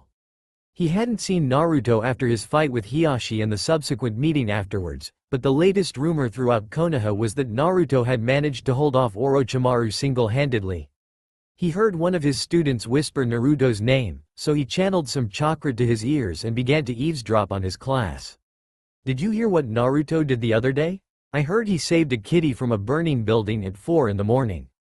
I heard he did that while fighting off enemy Nin from Iwa. Man, Naruto's so cool. You think he'd go out with me if I asked him? Baka, why would Naruto go out with a flat-chested whore like you? Why you? Iruka sighed. It seemed as if Naruto's fangirl following was becoming more and more irritating as time went along. As he continued to trace the Nidaime's lineage leading to the Godem, he heard a very familiar voice drift towards him from the window. Hey Iruka-sensei, your classes are still as boring as ever, huh? Iruka turned and saw Naruto climb through the window and into the class with a mischievous grin on his face. Iruka's head started to swell at an alarming rate, causing Naruto to back away nervously. Naruto. The rest of Iruka's lecture was cut off by the squealing of the girls and the shouts of the boys in the classroom. Naruto faced the looks of admiration with an embarrassed grin, and he was immediately bombarded by questions from the class. Ignoring the excited shouts of his students, Iruka walked over to Naruto and whispered into his ear. So, what brings you here? Ah, that's right. Iruka-sensei, I need your help. I'm taking Tenten out on a date tonight. Iruka paled. He didn't like where this conversation was headed. Somewhere in the back of his mind, he tried to remember if he had ever given Naruto the talk, but he couldn't recall any such time. Iruka then decided it was time Naruto learned about the Pharaoh.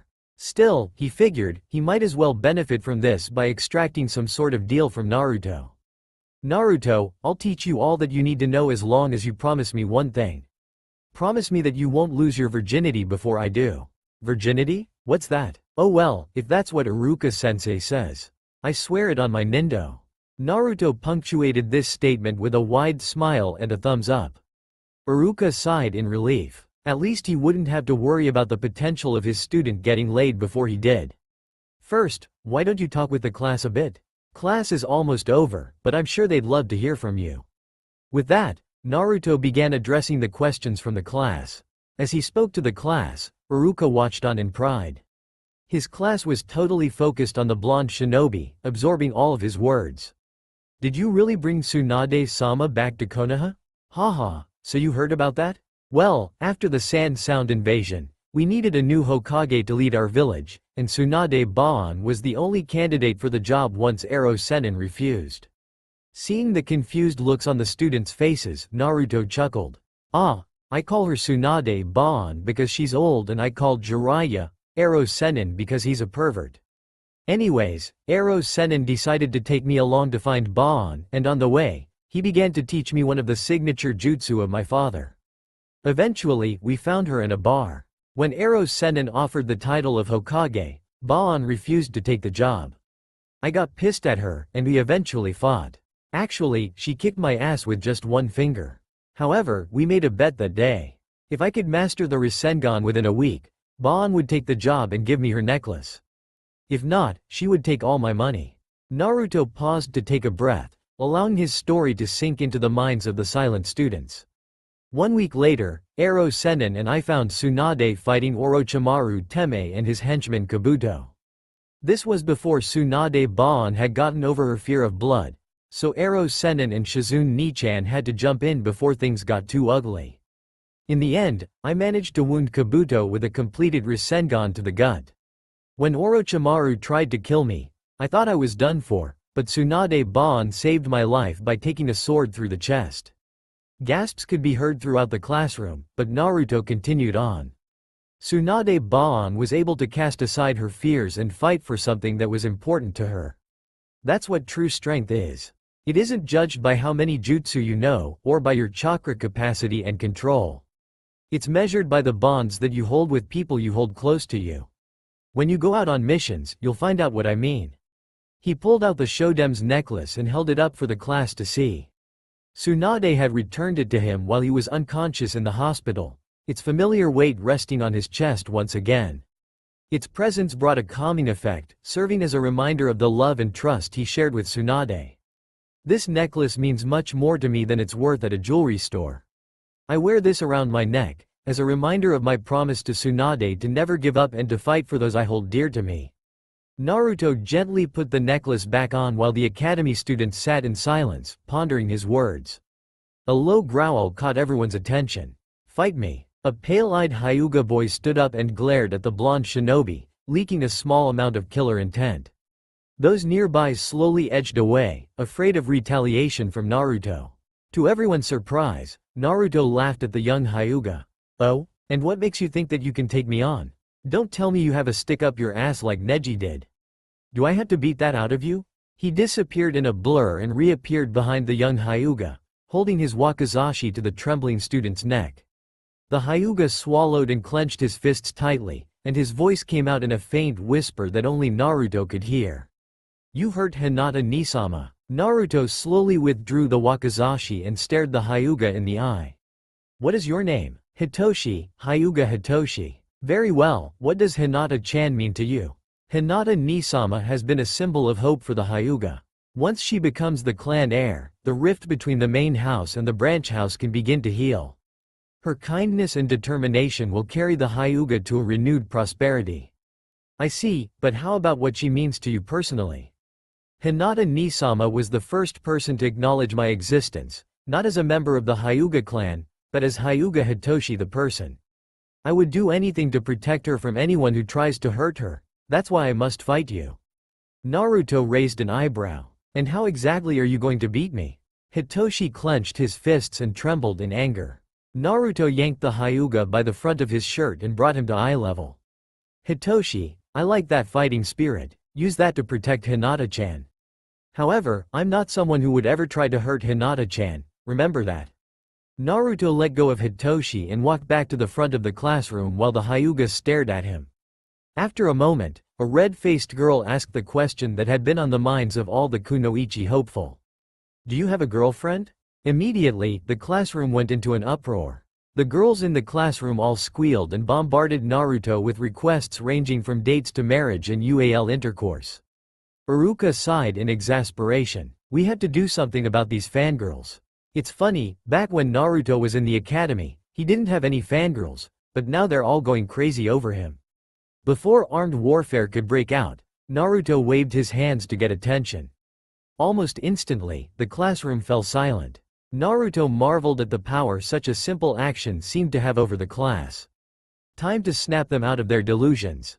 "Ladies, the way you are right now, I promise you that you all would make the worst type of kunoichi." A look of shock passed over all of the girls' faces, but Naruto continued on, heedless of their stunned expressions. The life of a shinobi is not something to be taken so lightly. When you're out on the battlefield, these things don't matter anymore. Fight for those you hold dear to you, but don't allow yourself to be blinded by your feelings. Remember, if you take up the Konoha Hite 8 and I find out that you betrayed Konoha for your own petty ambitions. Naruto's eyes glinted dangerously and his voice deepened. I will be the first one to hunt you down. The bell chimed, signaling the end of class. Still, the students were seated at their desks, transfixed. Slowly, Naruto's fierceness seemed to dissipate, to be replaced with his familiar grin. Well, what are you brats waiting for? Go on and get out of here. As the students shuffled out of the academy, Naruto turned to Iruka. Iruka could have sworn that Naruto's smile had a feral quality. Alright, Iruka-sensei, it's time for you to teach me how to date. Iruka gulped. Why don't we head on over to my house, then? When they got there, after setting down 2 cups of tea, Iruka sat down at the kitchen table and looked over at the eager Naruto. So, you and Tenten, huh? When did that happen? Naruto sputtered and waved his hands in the air frantically. It's not like that, Iruka-sensei, seriously. She's been helping me learn some kenjutsu, so I'm taking her out to thank her. We're just going as friends, nothing more. But still, I don't really know what to do. I mean, I've never gone out with a girl before, so I was sort of hoping that you could give me some advice. Shit, does Naruto seriously think that I can teach him anything about dating? It's not like I've been active on the dating scene. Well, Naruto, the first thing to remember is that when you first see her, you must compliment her. It has to be real, because if she finds out that you're lying, she'll get angry at you. Naruto nodded. Getting Tenten angry was definitely one of the last things he wanted to do. Right up there with kissing Sasuke or being put in a yaoi novel with Iruka. Also, you have to be able to read her emotions. Women, especially kunoichi, are capable of hiding their emotions, and keeping them happy is an important part of a successful date. Sometimes they'll say that they're happy, even when they want to do nothing other than rip you apart. Iruka-sensei? Why are they like that? I mean, if they were angry, why don't they just come out and say it? Naruto, women are the biggest mysteries to us men. Many noble men have spent their whole lives trying to understand women. Jiraiya-sama of the legendary Sannin is an example of this. Huh? Ero-sensei is nothing but a pervert. Maybe Jiraiya-sama is not the best example for this, but I assure you that understanding the hearts of women is a challenge that we must all deal with at some point in our lives. Naruto, I wish you good luck. Naruto sighed, wondering just what he had gotten himself into. I can tell you this. There are things that you and Tenten may do when you're out having fun, but may not be appropriate for dates. Iruka noticed Naruto's look of confusion and decided to elaborate. That means no training and no ramen. Naruto's eyes grew wide and Iruka chuckled in amusement. Don't worry about it too much, Naruto. The rewards for doing this will be well worth it. What do you mean, Iruka-sensei? Well, I was talking about the benefits at the end of the date. Benefits? You know, stuff like hugs and kisses, or if you've been with her for a while. Iruka's voice dropped down to a conspiratorial whisper. Naruto was bright red when Iruka brought up hugging and kissing. He had always seen Tenten as very attractive, but he had never once thought of her that way. He pushed aside rather impure thoughts and asked a question that the rest of Iruka's words sparked. What's? Iruka nearly fainted. Crap, I forgot that I'd probably have to give him the talk. Still, it's kind of awkward talking to Naruto about this. Now I know how Dad felt when he had to do this. Still, I guess I have to teach him. Just as Iruka was about to explain, he was struck by divine inspiration. He'd just relegate the task to someone more qualified to teach Naruto. Well, Naruto, I'm probably not the best person to ask. Why don't you go ask Tsunade-sama? As Naruto flew out the door in the direction of the Hokage Tower, Iruka called out after him. Don't forget our promise, Naruto. Tsunade was having a wonderful day in her office. She had finished all of the paperwork, the council was quiet, and she was enjoying a warm bottle of sake with Shizune. Nothing could go wrong. Nothing. Shizune, isn't this great? We're finally done with our work. Nothing can bother us. Tsunade Ba-achan. Damn, what does the brat want this time? Teach me about. Tsunade spat out the sake she was sipping and stared at the blonde. She wasn't quite sure she heard him properly. Excuse me? Well, Iruka-sensei said he couldn't teach me about, so I decided to come and ask you about it. Shizune flushed a dark shade of red as she thought of the copy of the dolphin and the fox on her nightstand, while Tsunade wore a pensive look on her face. Of course, nobody has ever taught Naruto about girls, and given his natural naivete, it isn't surprising for Naruto to not know about, even if he was the inventor of the Oryoke no Jutsu. She smirked, sending a slight chill down Naruto's spine. So, our little Naru-chan is ready to grow up now? Why don't you let Shizune and me teach you all you need to know? Naruto swallowed nervously as Tsunade started to lecture. Meanwhile, Tenten was busy rummaging through her closet looking for clothes to wear. Since she had never associated with many of her female counterparts at the academy, instead choosing to focus on her kunoichi training, she had never put much thought or effort into her looks. She wore clothing that fit nicely and didn't interfere with her mobility, and she supposed that her training regimen kept her fit and trim. That's why she was in a mild state of panic when she realized that she had no clue as to what she should wear. With a sigh, she swallowed her pride and headed out of her apartment and in the direction of the Yamanaka flower shop. When she got there, she found Ino casually seated at the counter with both legs propped up, skimming through the pages of the most recent issue of the Kunoichi Monthly. As soon as Tenten entered the shop, Ino looked up expectantly. "Welcome to the Yama. Hey there, Tenten. What brings you here? You buying flowers for Neji again?" Tenten balled her fists, but maintained her composure outwardly. She probably wouldn't be able to get Ino's help by throwing kunai at her face. When the hell will she ever let that go? That was ages ago, when I found out that Neji and I were going to be on the same team. I haven't ever thought about that all sponge that way ever since. Actually, Ino, I was hoping that you could help me out a bit. You see, I'm going to be going out later today, and I have no clue what to wear or what to do. Ino smiled deviously. Ah, so the icy cold weapons mistress is finally going out on a date? Who's the lucky guy? It can't be Neji. Oh god, it's Lee, isn't it? Actually, I've heard that you've been spending lots of time with Naruto recently. It's him, isn't it? Tenten hoped that Ino didn't pick up the slight flush that lit up her cheeks. You know what, maybe I'll go ask Sakura instead. Tenten's words worked like a charm. Almost instantly, Ino was out of the flower shop, dragging Tenten behind. Alright Tenten, we're going on a beauty run right now. Just leave it to me. Tenten watched in amazement as Ino stormed throughout Konoha, shopping for clothes and accessories, getting her hair and nails fixed up. All things that she had never dreamed of doing as a kunoichi. Part of her was wondering exactly why she was going through all this, all for the sake of a simple date with Naruto. She held up a bra that Ino had thrust into her arms and glared at the lace. Did she really need to purchase new lingerie for this date? It's not as if Naruto would be seeing any of that stuff. She blushed as she imagined exactly how Naruto would be seeing her in her underwear. Not fucking likely. Ino looked over in concern. Maybe her shopping companion was starting to lose her mind. Tenten just didn't seem the type to understand the wonderful subtleties of searching for the right top, or finding a pair of cute shoes on sale. She quickly steered Tenten to the next store. It wasn't every day that Ino got to oversee a complete makeover of a fellow kunoichi, so she was going to make the most of the moment. Hopefully she would be able to worm a few details of Tenten's mystery date along the way. In another shopping district, Naruto stumbled out of the department store clutching an armful of bags.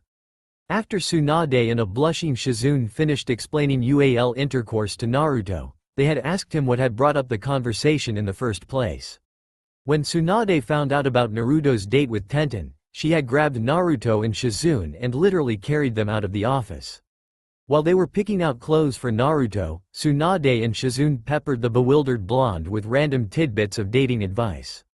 Naruto didn't quite understand much of what they were saying, so he just nodded and feigned comprehension.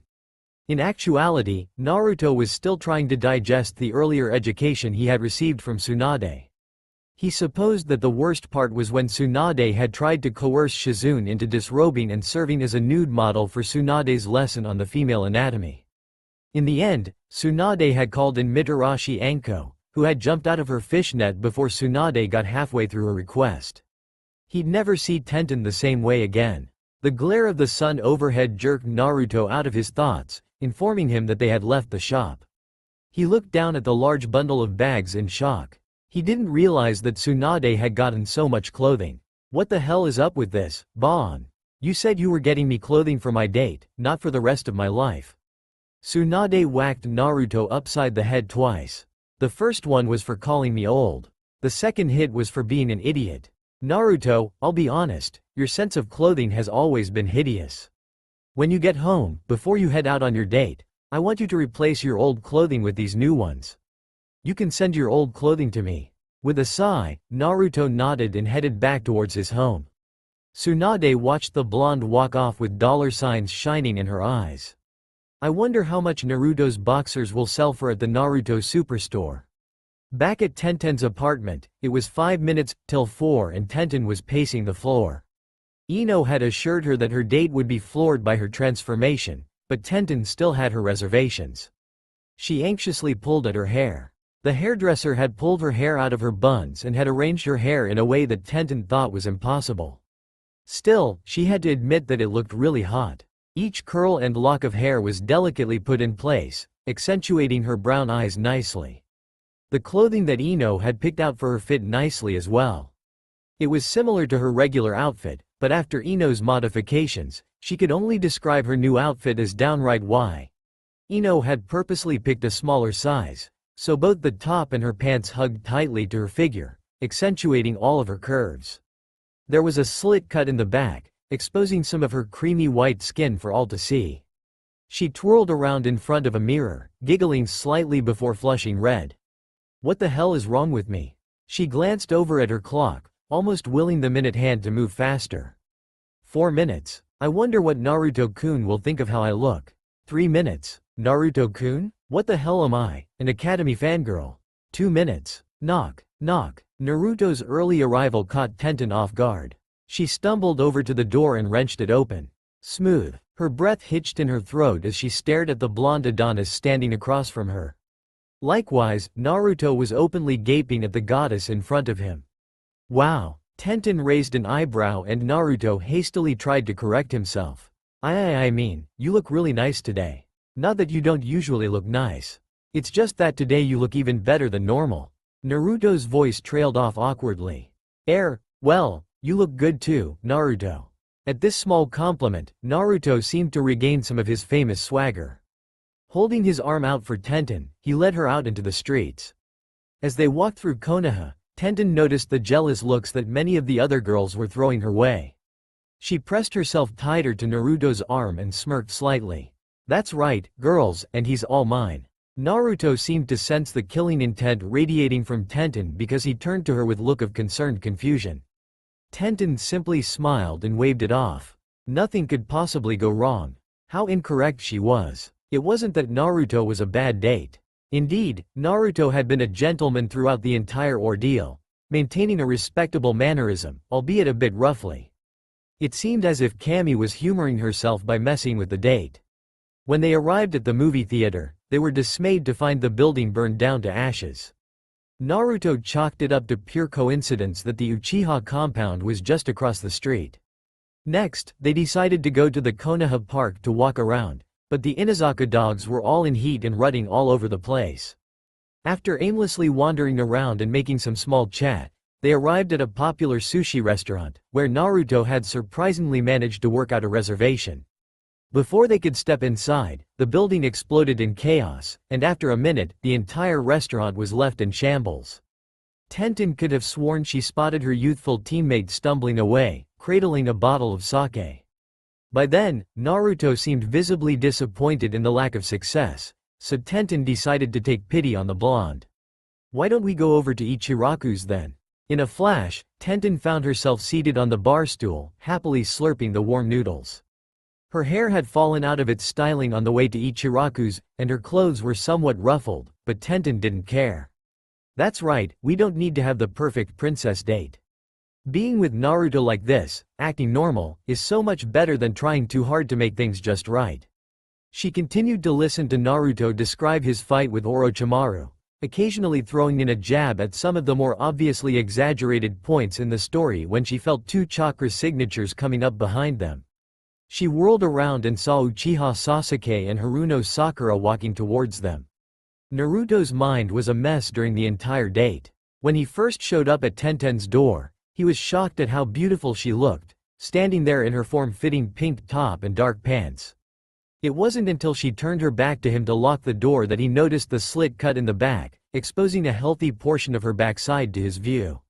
His lessons with Tsunade and Shizune rushed back into his mind, and he had to try his hardest not to give in to his newfound perversion. Then, as the date progressed and the situation became worse and worse, Naruto couldn't help but cast nervous glances in Tenten's directions. Surely she was upset, which would mean that Naruto would be in for a world of pain shortly. When she instead offered to eat at Ichiraku's, Naruto was so relieved that he practically flew over to the ramen stand, eager for some touch of familiarity. Indeed, the warm atmosphere of Ichiraku's seemed to diffuse the tension between the two, and soon they were laughing and trading stories like usual.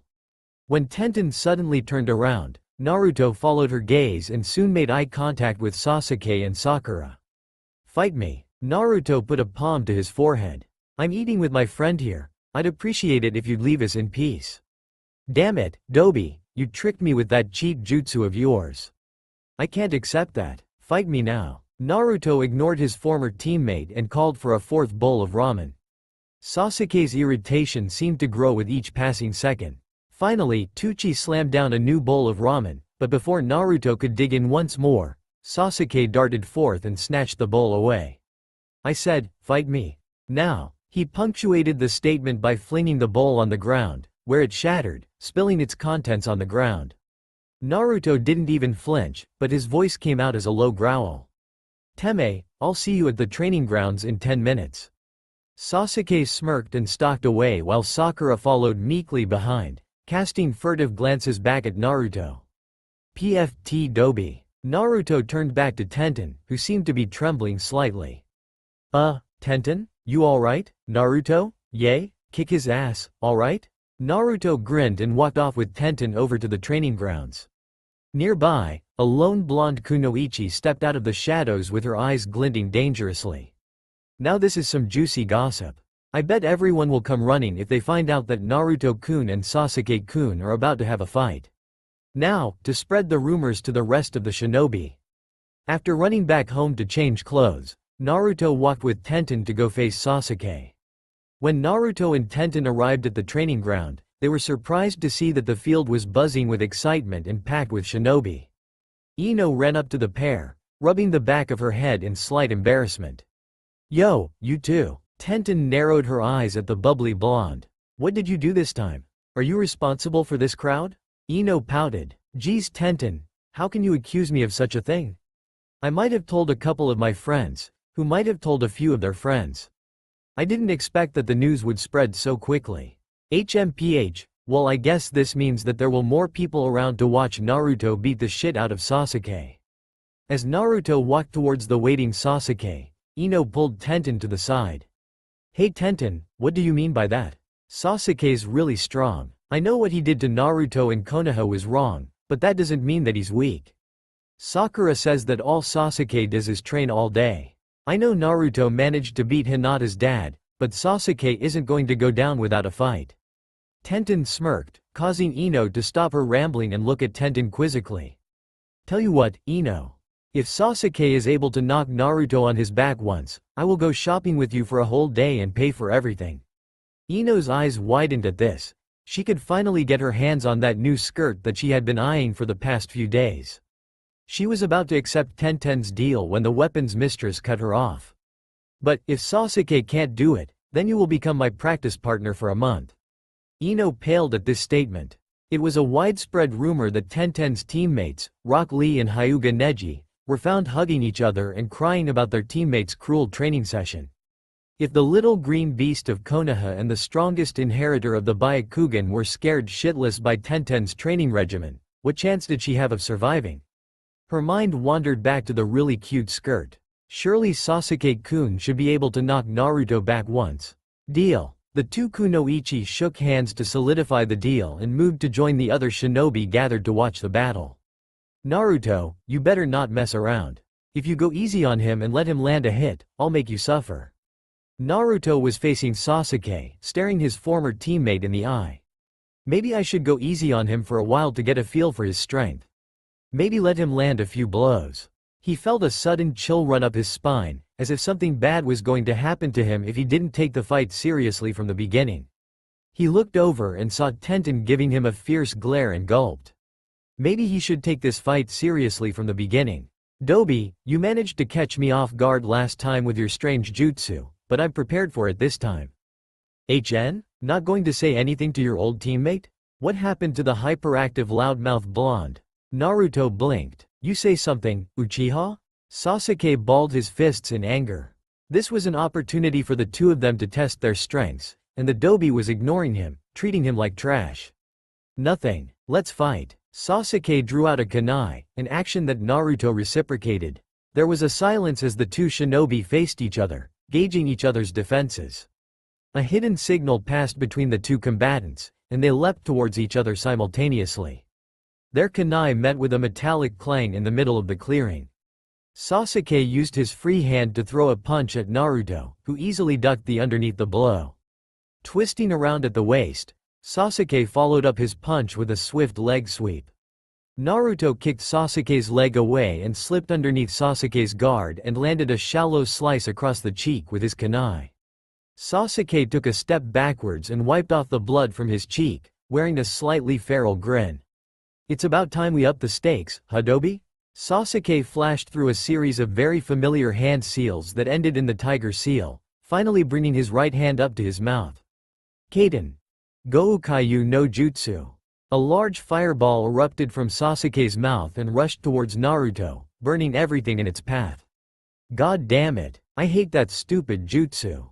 Naruto leapt into the nearby river to take shelter while the inferno passed overhead. As Naruto waited at the bottom of the river, he felt the water start to lift him towards the surface and solidify. Huh? When did you learn this jutsu? Naruto quickly jumped out of the water before the Suiro no Jutsu, water prison technique, could take hold. Using a kunai to deflect the brace of shuriken headed his way, Naruto landed back on the ground and raised an eyebrow at Sasuke. You learned some new tricks while I was gone, haven't you, Uchiha?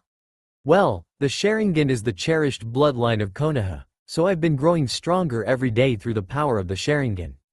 Soon I'll be strong enough to avenge my family and protect Konoha from future disasters.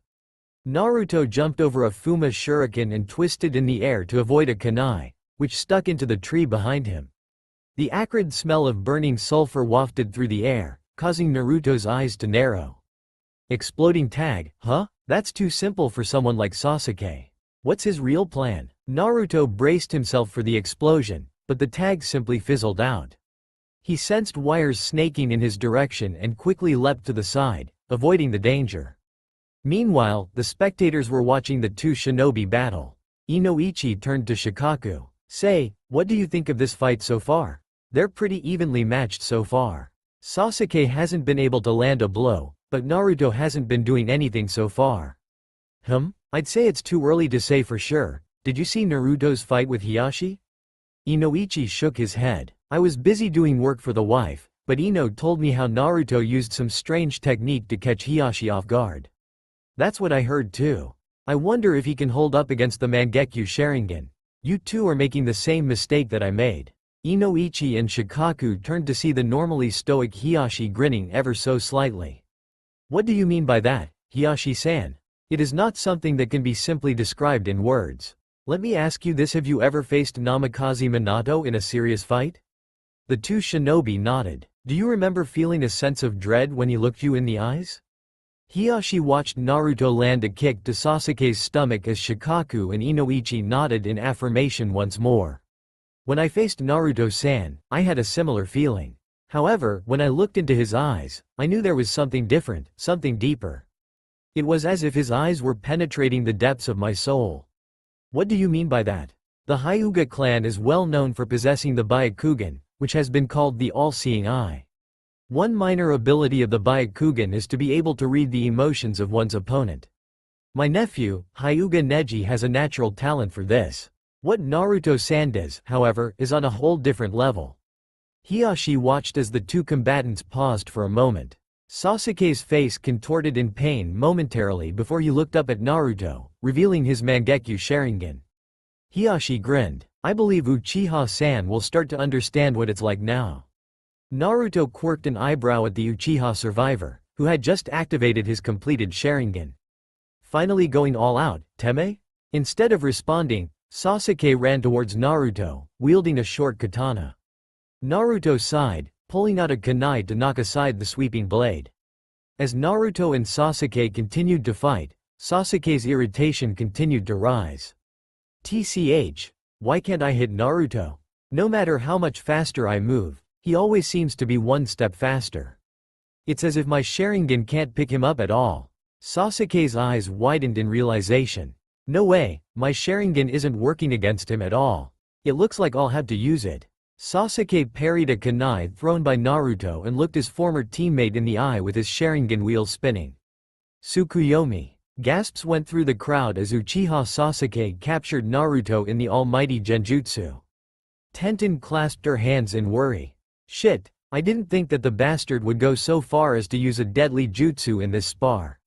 Naruto-kun, please be alright. To the surprise of the audience, Naruto seemed unaffected by Sasuke's jutsu. Instead, Sasuke was the one who dropped to one knee, clutching his eye and panting heavily. After recovering his composure, Sasuke rose up once more and glared at Naruto. How did you do it? How did you manage to defeat the Tsukuyomi? Naruto answered by sending a flying kick at Sasuke, who barely dodged the attack.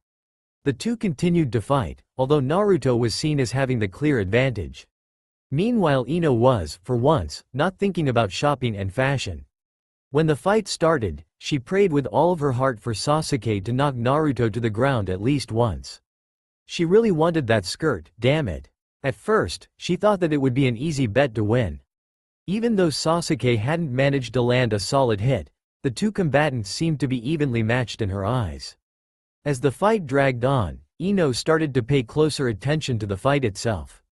Once Naruto managed to throw off the legendary Tsukuyomi without any adverse side effects, Ino totally forgot about her bet with Tenten and was instead focused entirely on the fight. She saw how Naruto always seemed to stay ahead of Sasuke, no matter what traps or jutsu Sasuke seemed to throw his way. Slowly, she started to realize that Naruto was on a totally different level than Sasuke. It wasn't due to a difference in ability, strength, or speed that set the two apart, but Naruto exuded an overwhelming pressure that seemed to make his movements crisper, stronger. Even at a distance, Ino knew that she wouldn't stand a chance in a fight against Naruto. A shrill cry of pain brought Ino back to her senses. Huh? What just happened? Did I lose track of the match? Moments before, Naruto and Sasuke had come to a standstill once more. Naruto, you aren't taking me seriously, are you? Of course I am. Now, do you want to continue to chat, or do you want to finish this fight? Sasuke smirked at Naruto, and for the first time during the fight, there was a bit of doubt in Naruto's mind. Sasuke held out his right arm, palm face up, causing Naruto to narrow his eyes. That doesn't look like the Chidori. No way, it can't be. Naruto froze stiff as a ball of swirling chakra appeared over Sasuke's hand. Rasengan? That's right, it's the technique of the Yondaime Hokage. It wasn't that hard to learn, thanks to the Sharingan. Prepare yourself, Naruto. Naruto stood there, shell-shocked, as Sasuke drew closer with the completed Rasengan. He showed no sign of making any movement to dodge the jutsu. Finally, Tenten's shrill voice cut through Naruto's thoughts. What the hell are you doing, you fucking moron? If you don't move, I'm going to kick your ass so hard, not even Kami will be able to save you. Too late. Take this, Dobi. Rasen AAA ARG. Sasuke clutched his right arm, reduced to a bloody stump, and let out a scream of pain. Naruto flicked his wakizashi, effectively cleaning the blade of blood. The crowd watched in shock as Naruto turned and started to walk away. Tenten noticed Naruto's slightly stiff motions, and the small trembling of his hands. Naruto-kun, she watched fearfully as Kakashi shushined in front of Naruto, in an attempt to block his former student's path. Naruto, I understand that you may not trust us, and you might even hate us, but should you really have done that to Sasuke-kun? You need to learn to control your emotions better. Are you just going to ignore me like that, Naruto? Even if you don't want to, as your superior, I am permitted to use necessary force if you are being insubordinate. Just because your father was Minato-sensei, it doesn't mean that. Kakashi's statement was cut short when Naruto stared him in the eye. Hitaki, you have no right to call my father your sensei. Kakashi took an involuntary step backwards when he saw the fierce look in Naruto's eyes, allowing Naruto to walk away unimpeded. The crowd was silent as Naruto walked off into the distance, But once Naruto left the training grounds, the gathered shinobi erupted in conversation. It was during the commotion that Tenten silently slipped away from the rest of the group. Naruto-kun, wait for me. Tenten slowly made her way up the path to the top of the Hokage monument, where she was sure that she could find Naruto, as it was no secret among the Konoha 12 and their Junin sensei that Naruto could often be found at the Hokage monument when he was younger. Through her concern, the irritated part of Tenten's mind decided to make herself be heard. My god, why the hell does Naruto have to pick such a high place to brood? Not everyone has that freakish stamina of his. I mean seriously, here I am looking for him and he's run off to the hardest place to reach in Konoha. She reached the top of the Hokage monument, fully intent on giving Naruto an earful. A fearful wave of tension forced her words back down her throat. She looked towards the source and wasn't surprised to see that Naruto was standing on the Yondaime's head with his head bowed and his hands clenched in fists at his sides. Thinking that Naruto wanted to be left alone, Tenten turned around to head back, but stopped when she heard Naruto call out. Tenten, could you stay here with me for a while? Tenten walked to Naruto's side and stood still. When it appeared as if Naruto wasn't going to say anything, Tenten stretched a hesitant hand towards his arm. Naruto's soft voice broke through the air. Stopped Tenten. Hey Tenten, what does Lee say about hard workers and geniuses? Huh? He's always saying that hard work will always defeat natural genius. What do you think of that mindset? Huh? Tenten, the Rasengan was a jutsu that my father created. It didn't require any special bloodline to learn, only the willpower and the strength of hard work. It took me over a month of constantly practicing that one jutsu before I could even form a passable Rasengan. Ero Sennin might not have been the best teacher, but he was the first person who actually took any interest in my training. But what about Iruka-sensei? I know that you two are pretty close friends. Didn't he teach you during your years at the Ninja Academy? Naruto dropped his head a bit and spoke in a low voice. Iruka-sensei and I never saw eye to eye while I was at the academy. To me, he was the same as everyone else in Konoha, and I was a reminder of Konoha's tragedy. It wasn't until the day I graduated that we accepted each other as friends and brothers. The day of your graduation? What happened then? Naruto smiled sadly and shook his head at Tenten. I'm sorry, Tenten, but that's a story that I treasure. Maybe one day when I am ready, I will tell you this story. For now, I'm afraid you're going to have to wait until then. Tenten blushed in embarrassment. Why did I have to ask such a personal question? He's probably really upset now. Single quote. Naruto, I'm sorry if that offended you. Naruto managed a slight grin and waved her off. Don't worry about it. Anyways, where was I again? Alright. Learning the Rasengan. In a way, the Rasengan can be seen as the pinnacle of hard work, attainable through training and dedication. It makes me so angry that Sasuke used his precious eye to copy the pain and sweat that everybody else must endure. Quote, I don't get it. The Rasengan doesn't require any hand seals. How was he able to use the Sharingan to copy it? I'm not sure, but I guess that the Sharingan allows the user to watch their opponent's chakra flow and then induce an identical flow through the user's own body. All he needed was for someone to show him a proper Rasengan, and then he'd be able to copy it easily. He couldn't copy mine because I used the Kage Bunshin to stabilize my Rasengan. If I were to bet, I'd place my money on Kakashi showing Sasuke the Rasengan. The lazy bastard would probably think it'd be a way to remember me as a teammate. Do you hate them? Naruto chuckled, causing Tenten to look over at him. What's so funny? I want to hate them. I want to spit in their face and swear at them. I want to hate them so much, but I just can't do it. But they had you executed. You have every right to hate them. Tenten, I've been hanged, burned, stabbed and poisoned many times before. I didn't realize it at the time, but it was thanks to the stupid fox that I'm still alive today. Tenten looked over and saw tears starting to form in Naruto's eyes. She slowly wrapped her arms around the blonde. Naruto, it's okay to be upset. Just let it out. The two slowly sank to the ground as Naruto relaxed into Tenten's embrace. It hurts so much, Tenten. To see something that you worked so hard for thrown right back in your face so easily cuts deeply. At that moment, I wanted to kill him, the person that I had once considered a good friend. Naruto, it's alright. It's perfectly normal for you to feel this way. You didn't deserve to be treated the way you did, but you still stayed strong. You really are an incredible person, Naruto. I'm glad I've gotten to know you.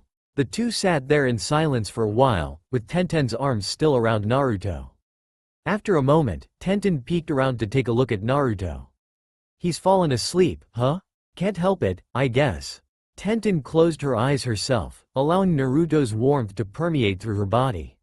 She barely noticed as she slowly fell asleep herself. Moments later, Tsunade was walking back to her office, giggling and cradling a camera. I've finally got some good blackmail on the brat. He's never going to live this one down. Meanwhile in Otogakure, Orochimaru was curled on a bed, screaming in pain. The wound caused by Naruto's strange jutsu wasn't healing, in spite of all of Kabuto's efforts. Out of nowhere, he heard a deep voice speak.